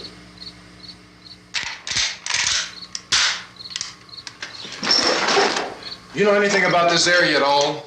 I mean, is Willard the nearest town? I don't know. We were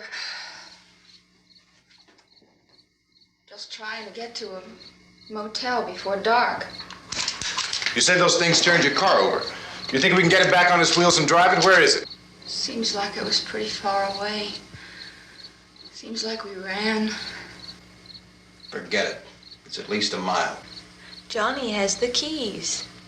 You gonna carry that child a mile through that army of things out there? I can carry the kid. What's wrong with her? How'd she get hurt?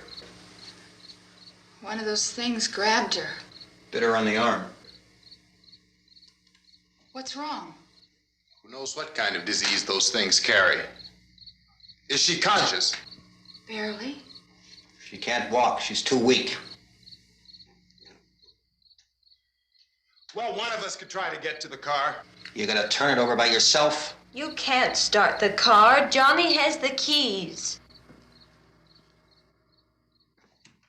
You have a car?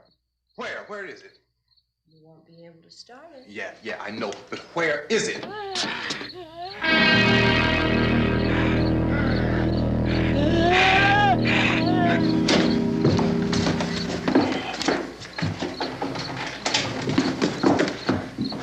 Good Lord.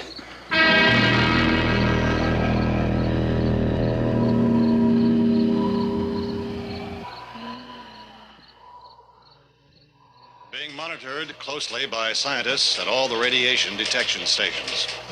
At this hour, they report the level of the mysterious radiation continues to increase steadily.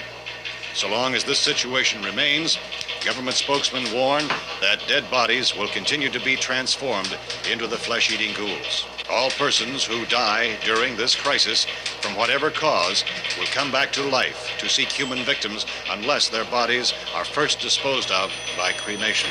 Our news cameras have just returned from covering such a search and destroy operation against the ghouls, this one conducted by Sheriff Conan McClellan in Butler County, Pennsylvania. So now let's go to that film report. All law enforcement agencies and the military have been organized to search out and destroy the marauding ghouls. The Survival Command Center at the Pentagon has disclosed that a ghoul can be killed by a shot in the head or a heavy blow to the skull. Officials are quoted as explaining that since the brain of a ghoul has been activated by the radiation, the plan is kill the brain and you kill the ghoul. What do you think from the supply wagon, Cuz? No, we're all right. Hey, Cass, put that thing all the way in the fire. We don't want it getting up again. All right, I got you. Chief McClellan, how's everything going? Oh, things aren't going too bad. Men are taking it pretty good. You want to get on the other side of the road over there? Chief, do you think we'll be able to defeat these things? Well, we killed 19 of them today right in this area. Those last 3 we caught trying to claw their way into an abandoned shed. They must have thought somebody was in there. There wasn't, though. We heard them making all kind of noise. We came over and beat them off, blasted them down. Chief, as soon as you're finished, can I see you here? Yeah, okay. Chief, if I were surrounded by 6 or 8 of these things, would I stand a chance with them? Well, there's no problem. If you had a gun, shoot them in the head. That's a sure way to kill them. If you don't, get yourself a club or a torch. Beat them or burn them. They go up pretty easy. Well, Chief McClellan, how long do you think it will take you until you get the situation under control? Well, that's pretty hard to say. We don't know how many of them there are. We know when we find them, we can kill them. Are they slow-moving, Chief? Yeah, they're dead. They're all messed up. Well, in time, would you say you ought to be able to wrap this up in 24 hours? Well, we don't really know. We know we'll be into it most of the night, probably into the early morning. We're working our way toward Willard, and we'll team up with the National Guard over there, and then we'll be able to give a more definite view. Thank you very much, Chief McClellan. This is Bill Cardill, WIC TV 11 News. Thank you, Bill, for that report. Official spokesman declined to speculate just how long it may take to kill off all the flesh eaters, so long as the heavy rate...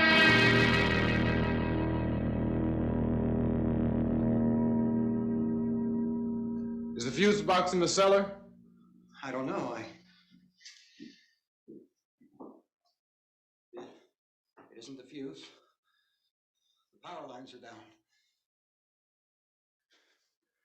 Helen, I have to get that gun. Haven't you had enough? Well, 2 people are dead already on account of that guy. Take a look out that window. Get.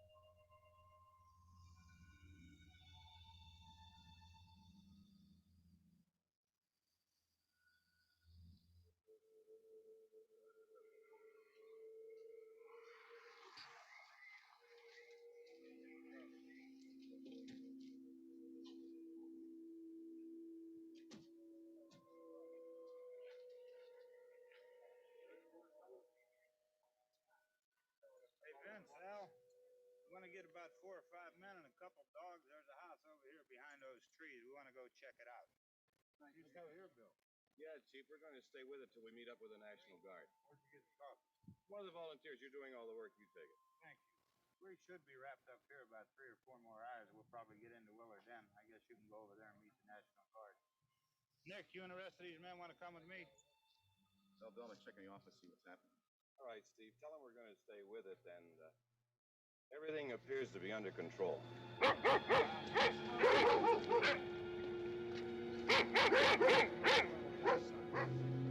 We're going inside.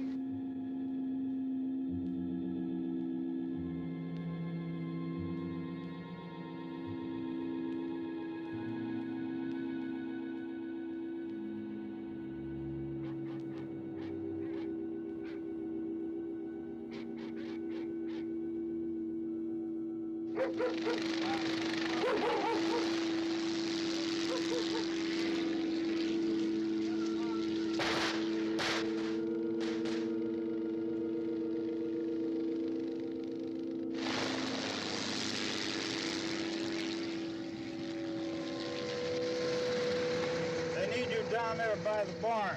Okay. Some of these guys can follow the wagon down. I only need a few men to check out the house. Somebody had a cookout here, Vince. Yeah, sure looks like it, Cal.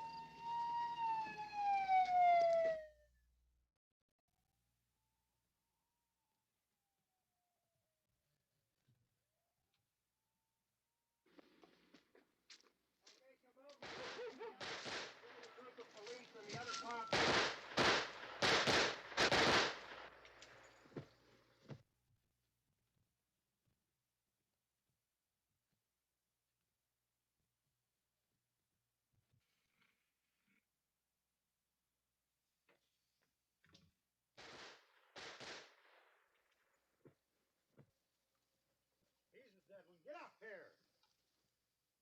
Nick, Tony, Steve, you want to get out in that field and build me a bonfire?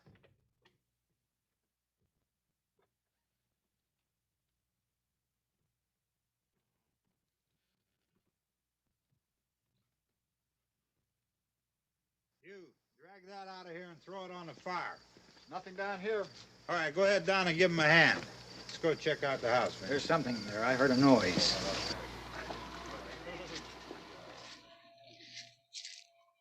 All right, Vince, hit him in the head, right between the eyes.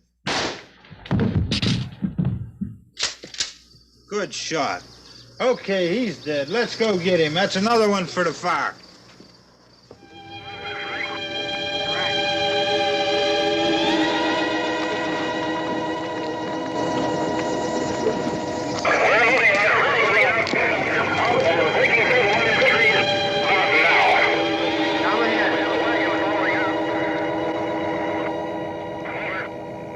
Send the wagon through, come directly out, over. More torches. Keep those dogs back off of those things.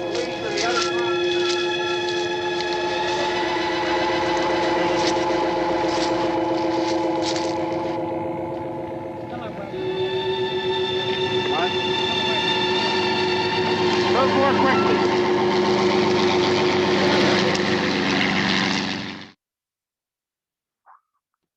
And there you have it. That was Night of the Living Dead. Yeah, that ending every time. It's just.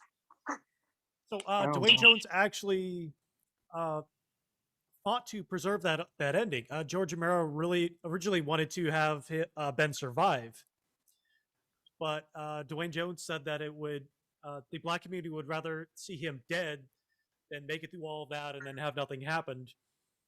And that because the heroes never die in American movies, the double jolt of him being the hero and dying at the end would be that much more powerful. Which is Yeah. I agree. I mean, I totally agree. Like that's. I remember the first time I watched that, I was just like, "Geez!" Like it shook me. You know. And the man, yeah. where the little girl kills her father. Well, watches her father die, then kills her mother. One of the original takes was that he was supposed to go downstairs, turn into a zombie, then eat the daughter, Well, and then the wife would yell at answers, then he would eat her too. But they decided that was too disturbing, so they went with this. So this is the less disturbing version. Yeah. Well, I like this better though because I mean she already was bitten, and so it's like it had been incubating in her for several hours. I feel like it made more sense. And when she was And I eating also- Harry, that was meatballs or hamburger, again coated in chocolate syrup, which Yeah. doesn't sound any more appetizing. Yeah. I remember another shocking thing about this movie was that like I had not seen very many movies where like anything at the time anyway, when I was younger, and I saw this for the first time.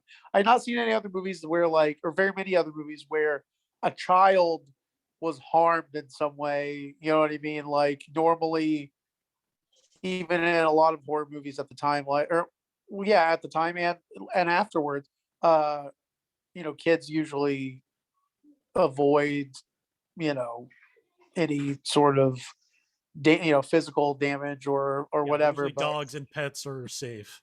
yeah, not in this movie. Not in this movie. Not so much. Yeah, I mean, wonderful movie. Tackles a lot of issues inadvertently. Really the great and it's the grandfather of most of the zombie media that people enjoy today. This is true. I mean, yeah, as it should be. And zombies, I mean, like they're kind of one of those things that like, yeah, they went through kind of like a resurgence in the early 2000s and stuff, and they were super popular.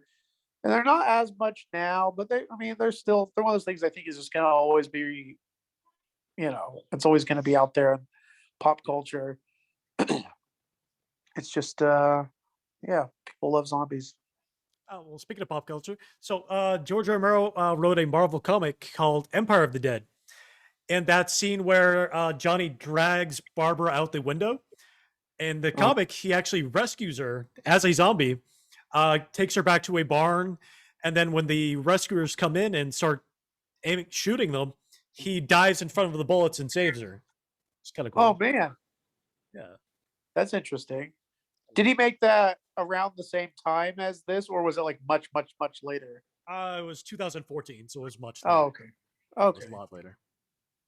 Well, that's interesting because it's sort of goes perfectly with his whole thing with like in later movies where there are some zombies that are like exceptionally, That intelligent. retains some small spark of what they were. Yeah. Well, of humanity, I guess. Not necessarily who they were, but they recognize humans as something other than food. Right. Yeah. Something in addition to food. And they can depending on the learn, movie. and and they can kind of coordinate better. Yeah, that's cool. And I like that idea. I mean, it doesn't really make a lot of sense, but you have to. Neither does the dead coming back to life due to some kind Right. of weird radiation. Yeah, Yeah, you've it already doesn't need to make suspended your sense. disbelief. You've Yeah. already suspended your disbelief, so why not just have fun? Exactly. But So people Night of the don't. Living Dead frightens us because it's so easy to see ourselves in the characters. For some of us, that was an underrepresented and largely still underrepresented us. But this isn't an action movie, where the fearless individuals run out there and save the day through, their strength of arm. They're scared, witless individuals. They're scared and angry that the world isn't reacting the way they think it should. The dead are returning to life for reasons nobody can explain. The scientists don't know what's going on. The doctors don't know what's going on. The military doesn't know what's going on. And there is no triumph over adversity. Literally, there are no winners here because inevitably, once you die, that's it. You join the shambling hordes. So that is why I think zombie movies are so scary. You can't win. Yeah, That's it. there's a nihilism about them. It's surviving for as long as possible against this impossible thing that can't be explained. Right. Which, yeah, and then you have to also ask yourself, even if there were an explanation, would it even matter? Would it? I mean, It really, we've seen even if that. they said, okay, it's bacteria like in The Last Man on Earth. Cool, great. You're still infected when you die. You're still going to turn into one of these things. Yeah, Well, I mean, and it's, not to get too heavy, but it's like with other things that go on in our everyday lives, modern life. It's like, even though there are, we know what causes certain things. I'm not going to go into specifics, but certain horrific things, and there are things that we can do about said horrific thing. Not everyone is necessarily going to do anything about it for reasons, and the lack of cooperation that was part of this movie. Yeah, they chose not to cooperate, and they got eaten. Yeah, and even when they did, sometimes they still get eaten. Yeah, Because inevitably, that's what zombie movies are. You're going to be eaten. Yeah, the futility of life. Well, it's preserving your life for as long as possible, because you already know what the end point is. The end point is you turning into a zombie. But between now and then, you're alive and doing whatever you can with that particular life. Working together to preserve it for as long as possible. That's kind of the shtick. That's the deal. That's a more positive take on it. Yeah. To be cliche, it's the journey, not the destination. Yeah, the destination. A wise woman once said that life makes meat of us all, and that's true. That's, ultimately true. Meat yes, covered in chocolate especially syrup. literally in some cases. Yeah, meat covered in Bosco. That is the end. Bosco. Is Bosco still around, I wonder? I haven't seen them. I've never even, aside from researching this movie, I've never even heard of it before. No, it was like one of those Ovaltine kind of things. Although I think you can still find Ovaltine. Yeah, probably. I think. Well, but there are so many other Ovaltine-esque, sort of chocolatey water or milk, like Nesquik. Yeah, that's why I'm thinking that I feel like Bosco probably got muscled out by Nestle or something, because like you think of like Nesquik, kind of. Or too many people equated it with zombie blood, Yeah, they're like, oh man, we're not gonna squeeze this out onto our, our ice creams and whatever else people put chocolate syrup on. That's really the only thing I can think of. Putting I it like on the ham shell. ruined it. Yeah, chocolate on ham, I guess, is not a good combination. Do you like the shells? The ones that you put the chocolate on it and it hardens into a thing. Yeah. Yeah. Chocolatey little shell. It's interesting. I mean, luckily the zombies hadn't got that far in this movie. Yeah. They're not getting No, into they didn't need shell. they didn't need the thin, crispy shell. They just needed the ham in the center. The ham within. The ham within. Don't let anybody chew through your crispy shell to get to your ham within. That's almost a thing at the end. So, speaking of which, you need a thing at the end. Yes, I was actually thinking about that, and how this movie it covers so many, inadvertently covered so many serious issues. And there's another issue that I think people don't talk about enough, that this movie covers, and to me is the real moral of the story, and that is to not trust bald people, because bald people, they've already lost their hair. They have nothing else left to lose.